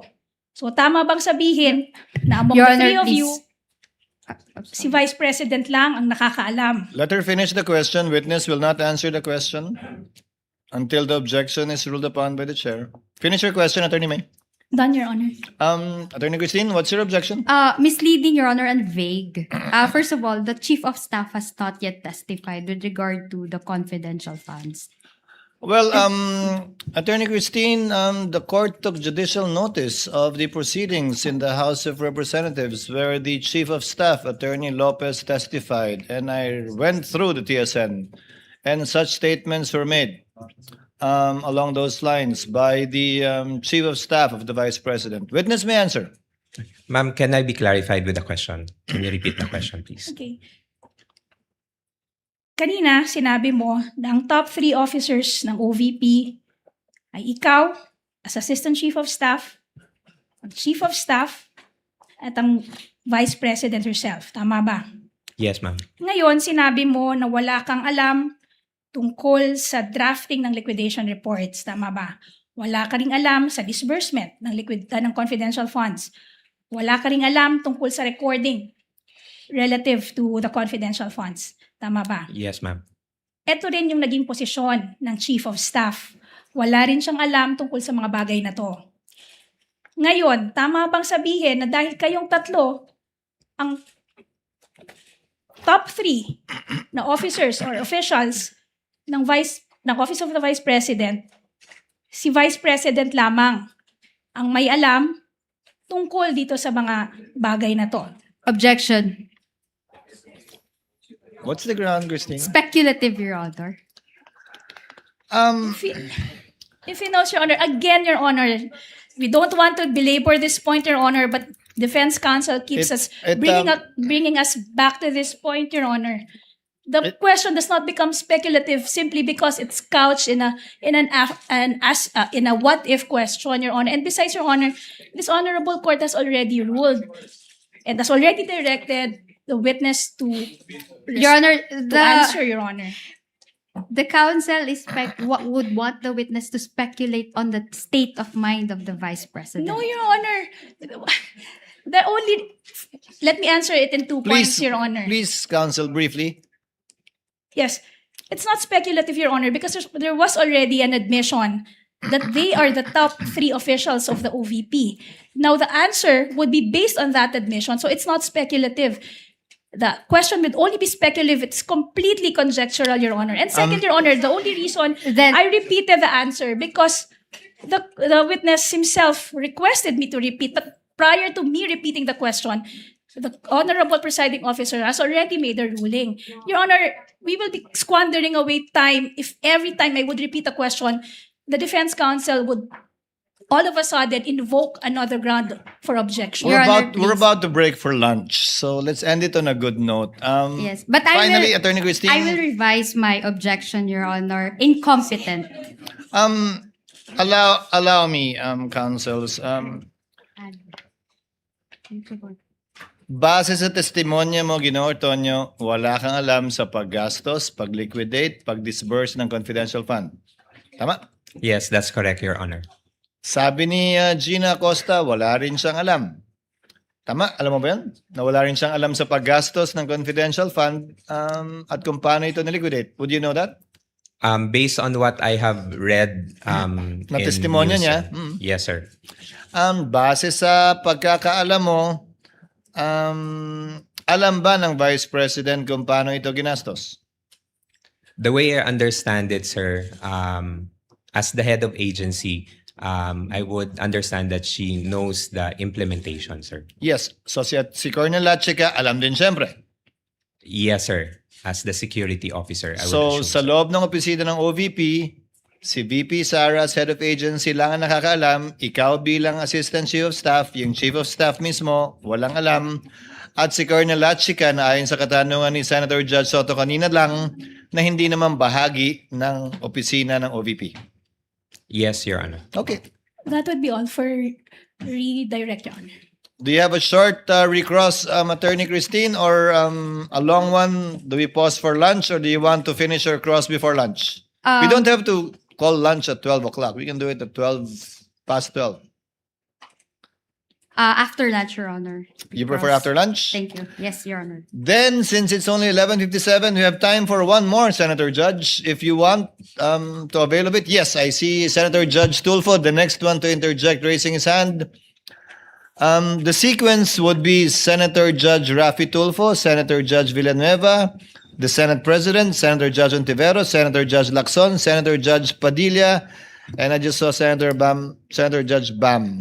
So we have time for one or two more Senator Judges before breaking for lunch.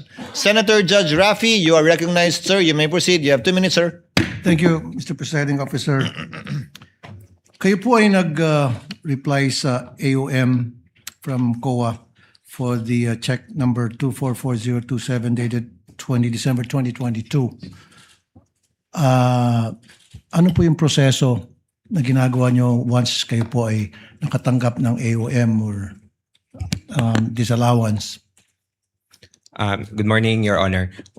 When we receive AOMs within the office, once we receive it, we inform of course, the chief of staff and of course also the head of agency of the AOM.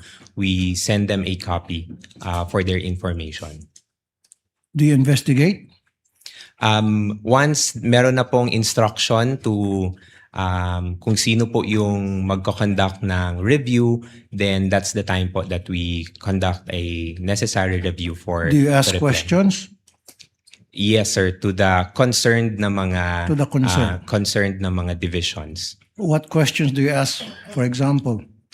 Usually, sir, we ask point per point on what is Point per point, okay. point per point what is indicated in the AOM so Yes. that we can also address the concerns point by point.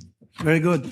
Now, isa sa mga AOM ay observation ng COA, kulang sa mga dokumento. Halimbawa, itong sinabi rito, 170,000 at marami to by the millions. 170,000 for the payment of reward, open and closed medicines. Did you not ask, ano ba talaga to? Anong klaseng medicine ang binili? Kasi ang pagkakalam ko, meron kayong pera from confidential funds, binigyan nyo doon sa informant para siya nang bumili ng medisina. Yes, sir. Yun po Did you yung- ask kung anong medisina ang binili para sa medisina bibili nung informant, yung pera? When the time na nag-consult po ako with the security officer, sir, I did not ask anymore on the specifics, but I asked on paano po yung naging process nila in terms of noong pag-release ng funds for the informants or for the agents. Sir, you are a very highly educated person from prestigious schools. Come on, it doesn't make sense. It defies logic. Tatanungin mo dapat to protect Sara kasi very close ka kay Sara. Teka muna, anong klaseng mga medisina ang binili? Nasaan yung reseta? Kasi mali mo, baka namin hindi binili ng medisina, baka binili ng drugs, whatever, baka may nagbulsa ng pera. Dapat, yun kasi yung kailangan ng, COA, di ba? Resibo.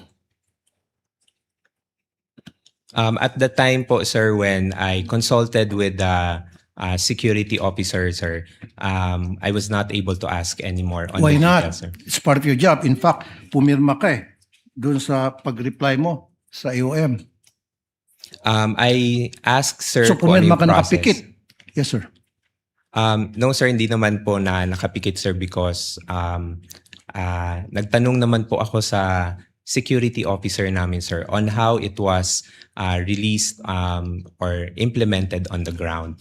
So kung ano po yung nabigay na information sir, yun po yung nailagay ko sa pag-draft po ng reply to the AOM. Hindi mo rin tinanong bakit pare-pareho yung signature sa different names ayon sa NBI, forensic, tapos pare-pareho yung handwriting sa different names, parang isang tao lang nag-fill up, meron pa nga walang signature at nag-receive ng by the hundreds of thousands each. Sir, You didn't ask? Bakit mo tinanong, hindi mo tinanong, bakit pusa, bakit ito si Pagong, pinagtatawanan tayo ng tao, etc. Why? Did you not ask? Sir, at the time, sir, hindi ko po nakita yung mga acknowledgement receipts, sir. I was only made aware of the acknowledgement receipt, sir, when it was already shown during the HOR na mga hearings, sir. Hindi kasi pag nagtanong ng attachment, then di ba sabi mo you ask questions point by point, you investigate, then kinuha mo sana yung mga dokumento and then pinakita sa iyo and then nagtanong ka point by point like you said. And then you're a very educated person, you should have asked a lot of questions to satisfy dun sa request ng COA. Sir, I Kasi did not- tulad yan, pusa, Pagong. Imposible hindi mo nakita yan. Tapos pare-pare yung pirma sa isang same handwritings para sa napakaraming pangalan at saka iisang pirma sa napakaraming pangalan according to the NBA forensic. You didn't ask? Sir, at the time po, sir, I did not see the acknowledgement receipts. Come on, po, sir. Like I said, napakatalino mong tao sa credentials mo.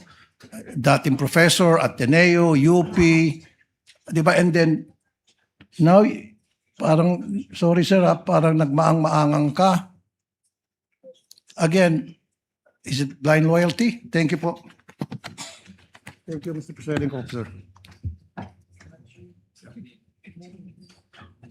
Are you going for lunch or the rostrum, Attorney? Senator Judge Joel. Okay. I thought you were headed towards lunch already. Senator Judge Villanueva, as the last Senator Judge to interject before we break for lunch. You have 2 minutes, sir. You may proceed.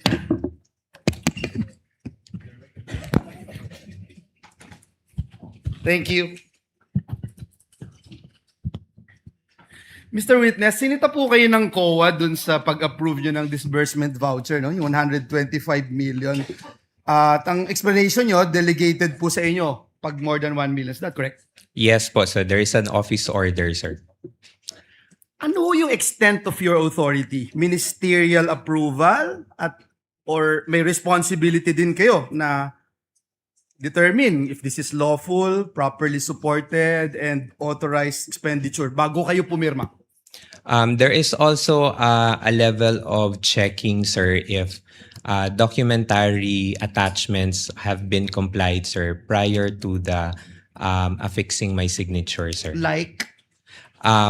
Kung sa mga disbursement vouchers, sir, dapat merong mga supporting documents on the reasons for the request po, sir. Like?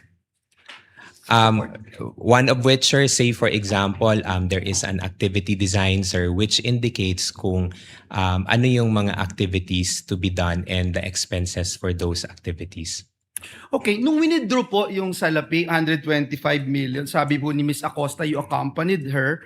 Alam niyo po na after nung winidraw yung salapi, diretso po pinlace ito sa custody ni Colonel Lachica. Alam niyo po yan? At the time, sir, I did not know, sir, kung ano yung arrangement nila ni Miss Gina Acosta, sir. I just accompanied her to the bank, sir, as per her request. So you have no knowledge? I have no knowledge po, sir. You're the disbursement officer. You don't have any knowledge, so wala ding written authority, no? Anyway, dun po sa testimony ni Ms. Acosta, sabi po niya, si Colonel Lachica was not bonded, yet the confidential funds were released to him because he was supposedly na siya yung mag-implement ng activities on the ground. As Assistant Chief of Staff, as disbursement voucher signatory, officially approving the DVs. Aware po ba kayo dito sa ganitong arrangement? I had no personal knowledge po, sir, on that arrangement, sir. Kasi kung ganun, parang sinasabi nyo na parang ministerial duty lang po yung sa inyo. Although kanina sabi nyo hindi po. Kasi why would you allow that, no? Then next question, Asek, kayo po mismo yung pumipirma dun sa November 30, 2023 OVP response to COA stating that all transactions involving the 125 million pesos were valid, proper, and regular, and explaining that the 40 million medical and food aid was given to persons conducting nationwide surveillance operations. Bago po ninyo ginawa, may factual representation po ba kayo sa COA? Ano po yung inyong ginawa, yung personal po ninyo na verify bago niyo po ito ginawa? Sorry, sir. The question again, sir. Just to be clarified lang, sir. Ulitin ko po yung question. Nung nag-respond po kayo dun sa COA that all transactions involving the 125 million were valid, proper, and regular, in-explain nyo din po yung 40 million medical and food aid was given to persons conducting nationwide surveillance operations. Bago po ninyo ito ginawa, yung factual representation po na iyon sa Commission on Audit, ano po yung inyong personal na ginawa to verify all of this? I consulted po yung our security officer on how the implementation was done on the field, sir. And what was relayed to me, sir, yun po yung nilagay ko sa draft for the reply, Ano sir. po yung hiningi nyo? Information, sir, on how it was implemented, sir. So I asked if I can remember it right, sir, because it was quite a long time ago, sir. I asked kung paano yung manner of release of the funds on the ground, sir, and especially yung sa medical and food aid, sir. And what was relayed to me, sir, was that the funds were released to the informants or the agents through cash, and then based on their representation that they would need these funds for the purchase of medicines and supplies. Binanggit nyo po dun sa AOM na lumabas na notice of suspension, wala pong nakalagay na misuse of funds. Right? So, ano po yung ginawa po ninyo after po lumabas ito? Despite the fact na wala ho kasi yung nakalagay na misuse of funds, pero nakalagay po doon yung lacking of documentary records to support yung ginawa po ninyo. Ano po yung inyong ginawa para makorek? From example, from AOM to before ma-issue yung notice of suspension, before ma-issue yung notice of disallowance. Ano po yung inyong ginawa to suffice yung hinahanap po ng Commission on Audit? Based doon po sa mga points that were raised in the AOM, we provided answers for But you those. also, before you answer, presiding officer, you agree na yung binanggit niyo po, no, there's no such word misuse of funds doon sa mga AOM, NS, Yes, sir. ND. Yes, sir. Okay, sige po. So we provided the documents that were required of us, sir, in support on the issues or concerns raised by the Commission on Audit. And apparently, hindi po sila pumayag at hindi sila nag-agree because kulang pa rin po yung documents. Based po sa NS, sir, ND, sir, meron pa pong mga hinihingi ang COA, sir. And that's why, as a response to the ND, sir, we also supplied those information. Salamat po, salamat po. Gusto ko lang hong sabihin that indeed yung confidentiality may limit what can be disclosed to the public, but it cannot erase yung accountability within the government. Salamat po, Mr. Witness. Thank you, Senator Judge Villanueva. We shall declare and call a recess so that everybody can have lunch. Mr. Tonyo, you're excused from the witness stand. Kindly have lunch, and we expect you back. We expect everyone back at 1 p.m. Your Honor, please. Yes, Senator, the Honorable Luistro. Your Honor, may we just know if Colonel Boransing is already in the premises, because we understand that the prosecution will be presenting him immediately after the recross of Mr. Ortonio. He is not yet in the building, and we will address that when we reconvene. There's nothing we can do about it anyway at this point in time. We will Thank you, inform Your you of the circumstances before we resume at 1 p.m. We are on recess until 1 p.m. Kindly have a hearty lunch.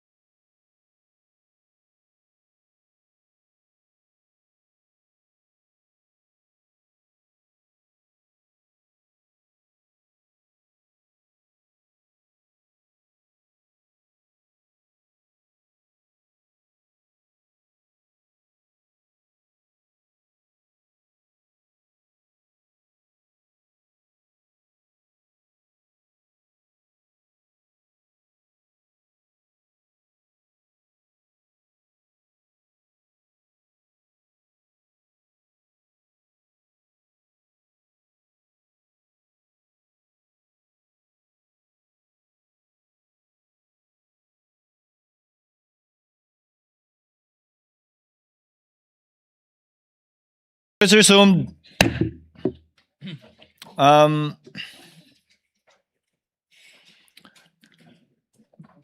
Kindly situate Mr. Ortonio to the witness stand. Clerk of Court, through us, ah.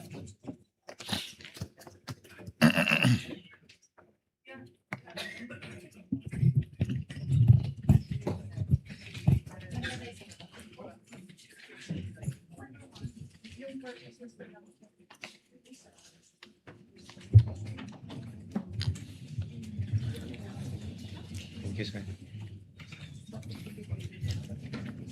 You are under the same oath, Mr. Ortonio.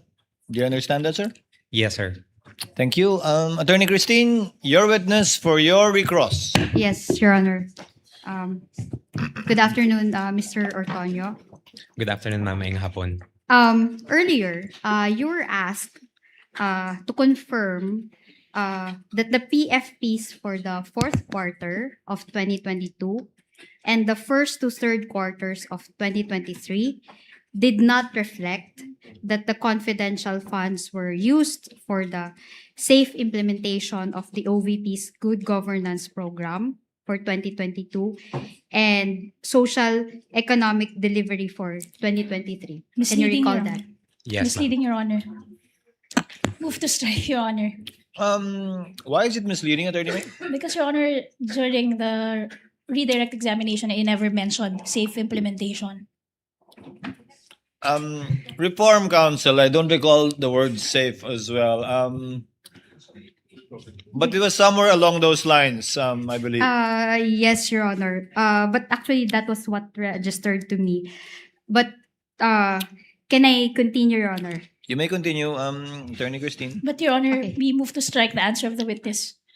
So stricken off, reform your question, Attorney Thank you, Your Christine. Honor.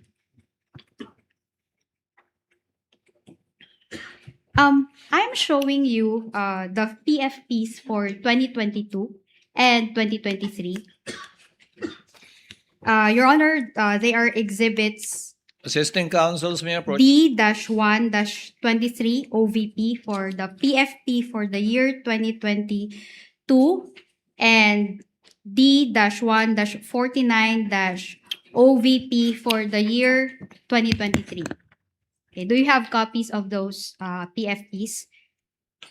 Okay, let's go to the 2022 PFP. Now, I'm directing you to the second column of the PFP. Okay, it says there, safe implementation. Let's go to the 2022 PFP.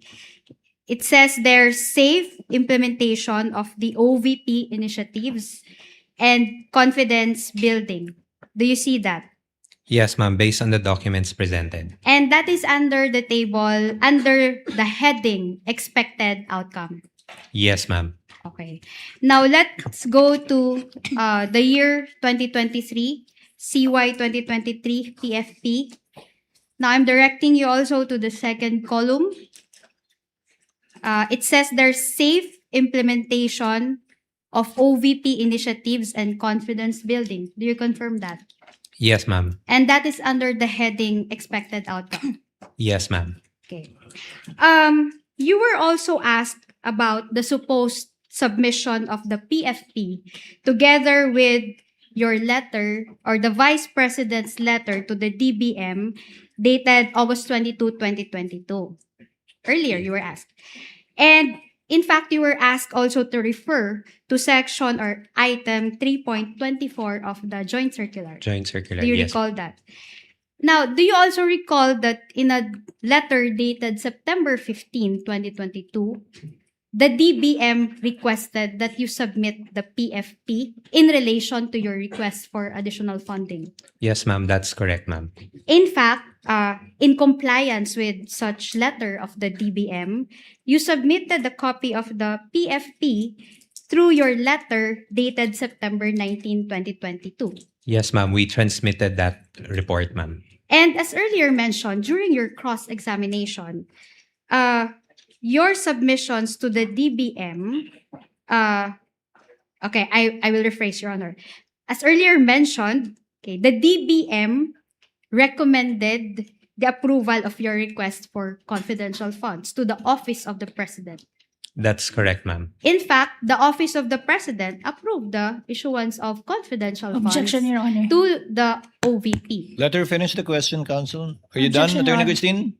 What is the objection, counsel? That was not covered by the redirect anymore, Your Honor. In the discretion of the court, we will grant latitude. Counsel, overruled. Witness may answer. Thank you, Your Honor. Earlier also, you were asked whether you knew if confidential funds were used in the regular activities of the OVP. Do you confirm that? Yes, Your I Honor. was asked earlier. That was misleading, Your Honor. The question earlier, first, Your Honor, we move to strike because the question is misleading. What I asked was whether or not this witness has personal knowledge, not just any kind of knowledge, Your Honor, personal knowledge. Okay, I will rephrase my question. Kindly using- rephrase to yes, include Your Honor. personal Using knowledge. the wordings of the counsel. You confirmed earlier that you were asked whether or not you have personal knowledge as to whether the confidential funds were used in the regular activities of the OVP. Yes, ma'am. As the one who drafted the AOMs and the response to the AOMs and the response to the notice of suspension, was there any findings in the AOMs? Was there any findings in the AOMs which relative to the supposed use of the confidential funds in the regular activities of the OVP? Misleading, Your Honor. If you can recall. Misleading, Your Honor, because this witness could not have drafted the AOMs. The AOMs came from the Commission She on Audit. corrected herself, counsel, the response to the AOM. Yes, Your Honor.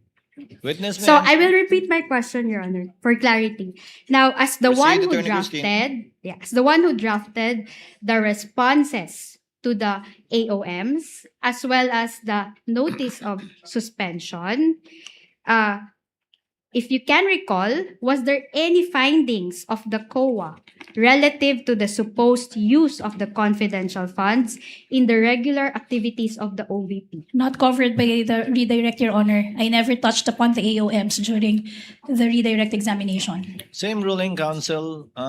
You may register in the court notes a continuing objection along these lines of questioning by the counsel. Witness may answer.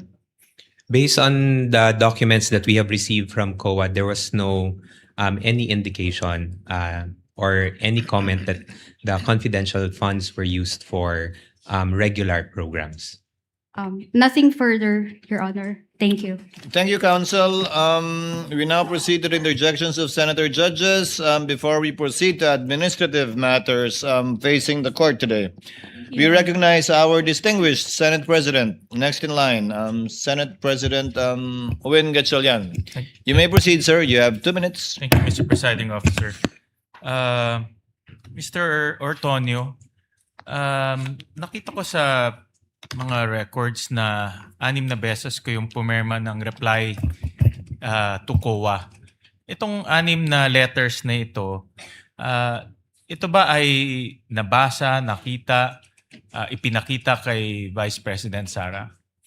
All the replies, sir, that were drafted were also sent to our Vice President for her information, for her reference and review. So alam niya itong mga replies to COA? Yes, sir. Okay. And narinig ko rin sa inyong testimony na kinausap niyo si Acosta at si Colonel Lachica. Yes, sir. At base sa mga information nila, yun ang inilagay mo sa letter replies nyo to COA. Tama? Yes, sir. That's correct, Your Honor. Paki-narrate nga sa amin, ilang beses nyo pala na-meet si Colonel Lachica? Sir, sa mga replies po, sir, I cannot exactly remember how many times, sir. But I can say more than once or twice, sir, I was able to meet Colonel Lachica to ensure na I get the information from him, sir, and that I'll be able to draft properly the replies to the AOMs. So mga once or twice? Or Around once or twice, sir. The exact number, sir, I cannot remember anymore, sir, because maraming documents po yung na-review, sir. Pakikwento nga sa amin kung ano exactly yung kanyang sinabi sa inyo para ma-draft nyo itong reply. For the AOMs, sir, I'll try to recall, sir, some of the issues that were raised on the AOM. So say, for example, sir, on the AOM comment regarding the use of the confidential funds for medical and food supply, sir.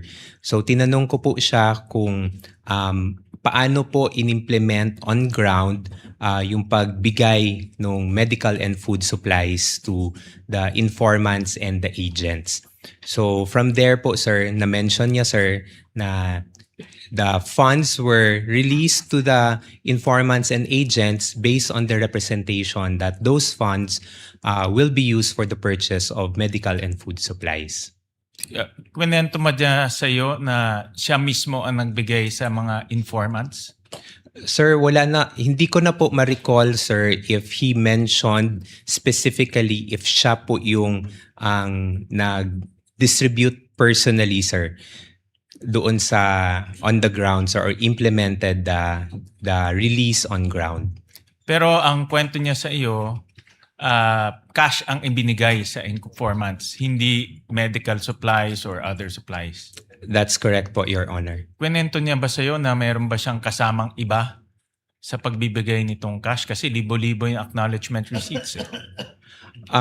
Hindi niya po nakwento specifically, sir. Although if I can recall, sir, based on my recollection, meron po siyang na-mention na meron po siyang mga, hindi ko alam kung ano yung term niya, sir, but meron siyang mga people who go directly on the ground, sir. Pero kinonfirm niya na kinonfirm niya sa iyo na kinuha niya yung 500 million pesos. 500 million, sir? Yes, in four different tranches. For the different funds, sir. It is of my assumption, sir, na siya po yung napagbigyan ng funds, sir. In 4 different tranches. 4 different tranches, sir. Okay. Nasabi niyo ba sa kanya na tinanong niyo ba sa kanya na yung mga ibang acknowledgement receipts ay questionable yung mga apelido? Sir, at that time po, sir, I was not able to see the acknowledgement receipt, sir, because in the AOM, sir, the AOM indicated that we submit the DEPs or the documentary evidence of payment, sir. So I was not able to see it, sir.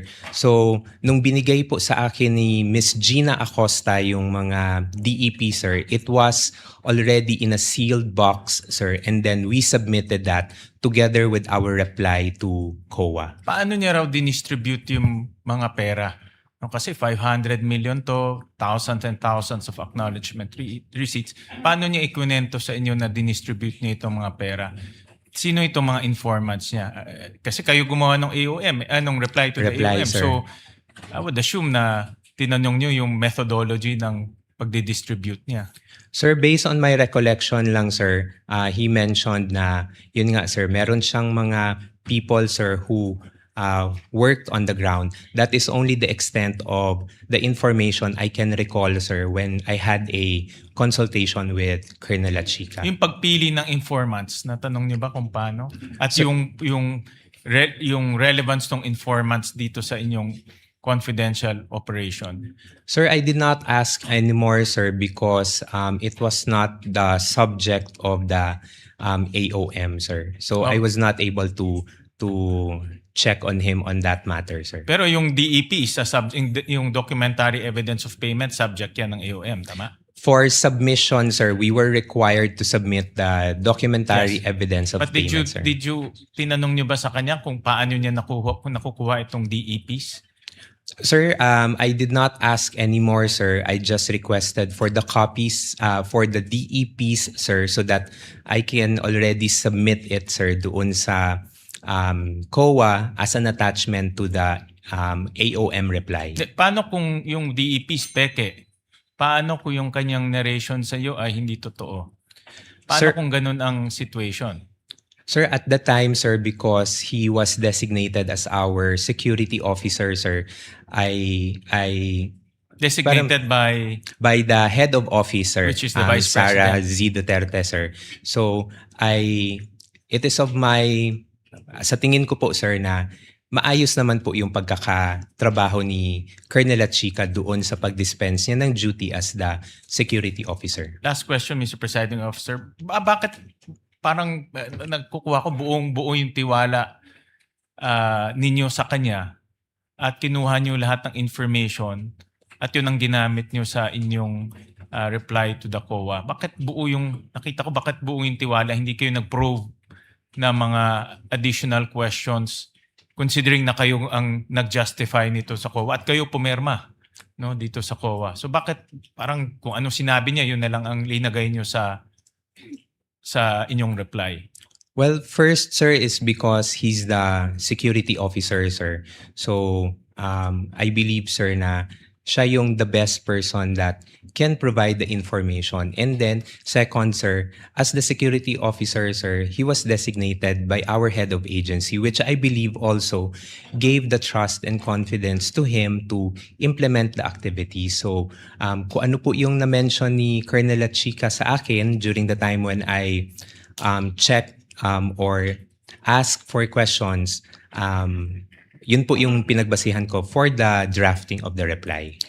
Thank you very much, Mr. Presiding Officer. Thank you, Mr. Senate President. Senator Judge Ontiveros is recognized for her interjections. You have 2 minutes, ma'am. You may proceed when you're ready.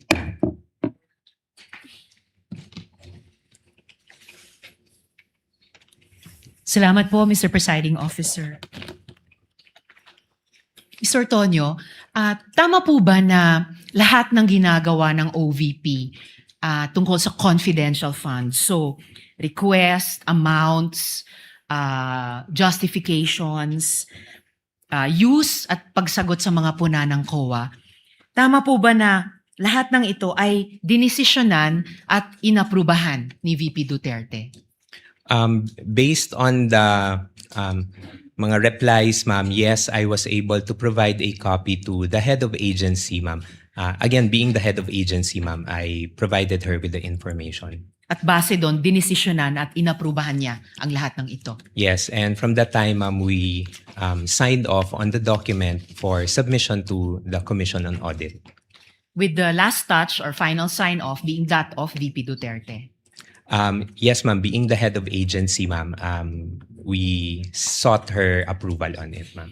At sang-ayon po ba kayo na bilang yung ganong head of agency na si VP Duterte ang responsable at pinaka-responsable sa lahat ng iyan?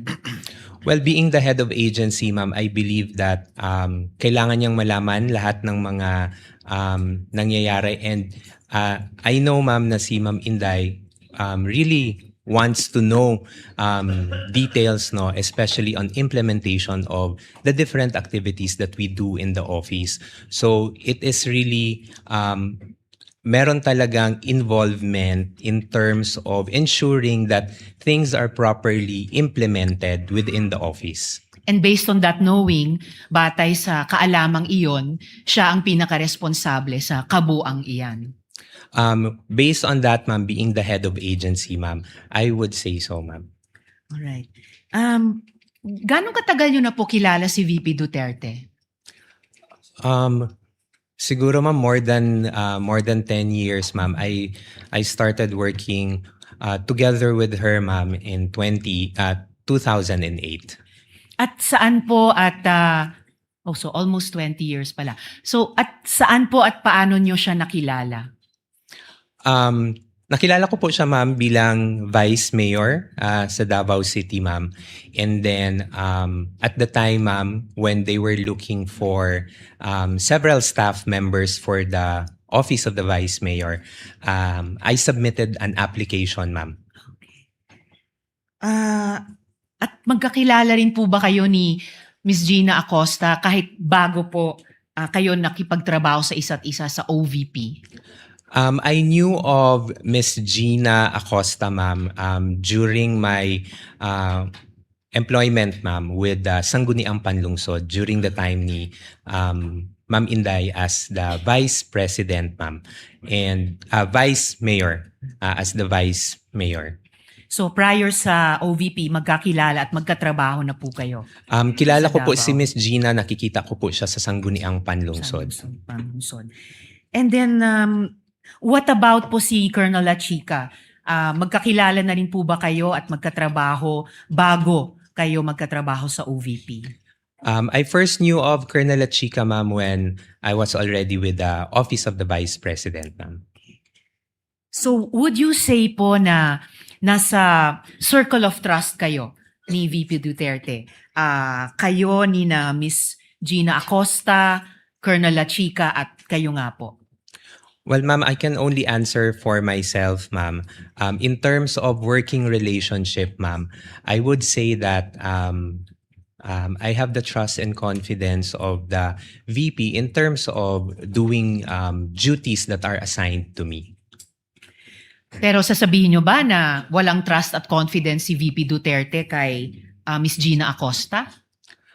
I cannot categorically say, ma'am, but I would say, ma'am, na could be, baka meron po, considering that there are also duties and functions that are being entrusted to them. In fact, kung mas candid pa po tayo, madali naman siguro kahit from an observation at hindi lang observation dahil malapit yung katrabaho na may trust and confidence. What about po si Colonel La Chica? Sasabihin nyo ba na walang trust and confidence si VP Duterte sa kanya? Considering, ma'am, that he is the group commander of the Vice Presidential Security and Protection Group, ma'am, I would say, ma'am, I would say that she may have the trust and confidence. Again, kung mas kaya nating maging candid, of course, lalo na kung security officer ng isang public official, of course, may trust and confidence. Otherwise, hindi ipagkakaloob ang kaligtasan sa kamay niya. Lastly po, napaksa for now, paano pong, and winding up Mr. Presiding Officer, paano pong sinama kayo ni Miss Gina Acosta dun sa pag-encash ng mga cheque? Halimbawa, kung kailangan po ni Ms. Acosta ang tagabuhat ng bag, ng cash, bakit po kayo in particular ang sinama niya? I cannot answer, ma'am, kung bakit ako po ang naisama ni Miss Gina Acosta. But at Hindi the lang time, naisama, pero sabi niyo, hiniling niya sa inyo na Yeah. kayo yung sumama. yes, ma'am. So, bakit po? When she requested me, ma'am, to accompany her, ma'am, sinamahan ko naman po siya, ma'am, because at the time na itanong niya na magpapasama siya, I was available naman, ma'am. And because of the request, ma'am, I accompanied her going to the bank. So simpleng nagkataon, walang reason kung bakit kayo yung isinama niya. You were the person the warm body who happened to be available. Again, ma'am, I cannot say kung ano yung pinaka-reason behind po ni Miss Gina, but when she requested me that I accompany her, ma'am, I said yes, ma'am. Nung Winding up on nag-request this topic, Mr. Presiding Officer, sinamahan niyo rin po ba si Miss Gina Acosta nung iabot kay Colonel La Chica yung pera? No, ma'am. I actually did not. I was not aware, ma'am, of the arrangement, ma'am, with Colonel La Chica, ma'am. At huli po on this topic, Mr. Presiding Kindly Officer. wind up. Winding up, Mr. Presiding Officer. Nabanggit niyo po na alam ninyo yung joint circular on confidential and intelligence funds. Hindi niyo po ba naisip na violation ang pagbibigay ni Miss Acosta kay Colonel La Chica ng bulto-bultong code cash?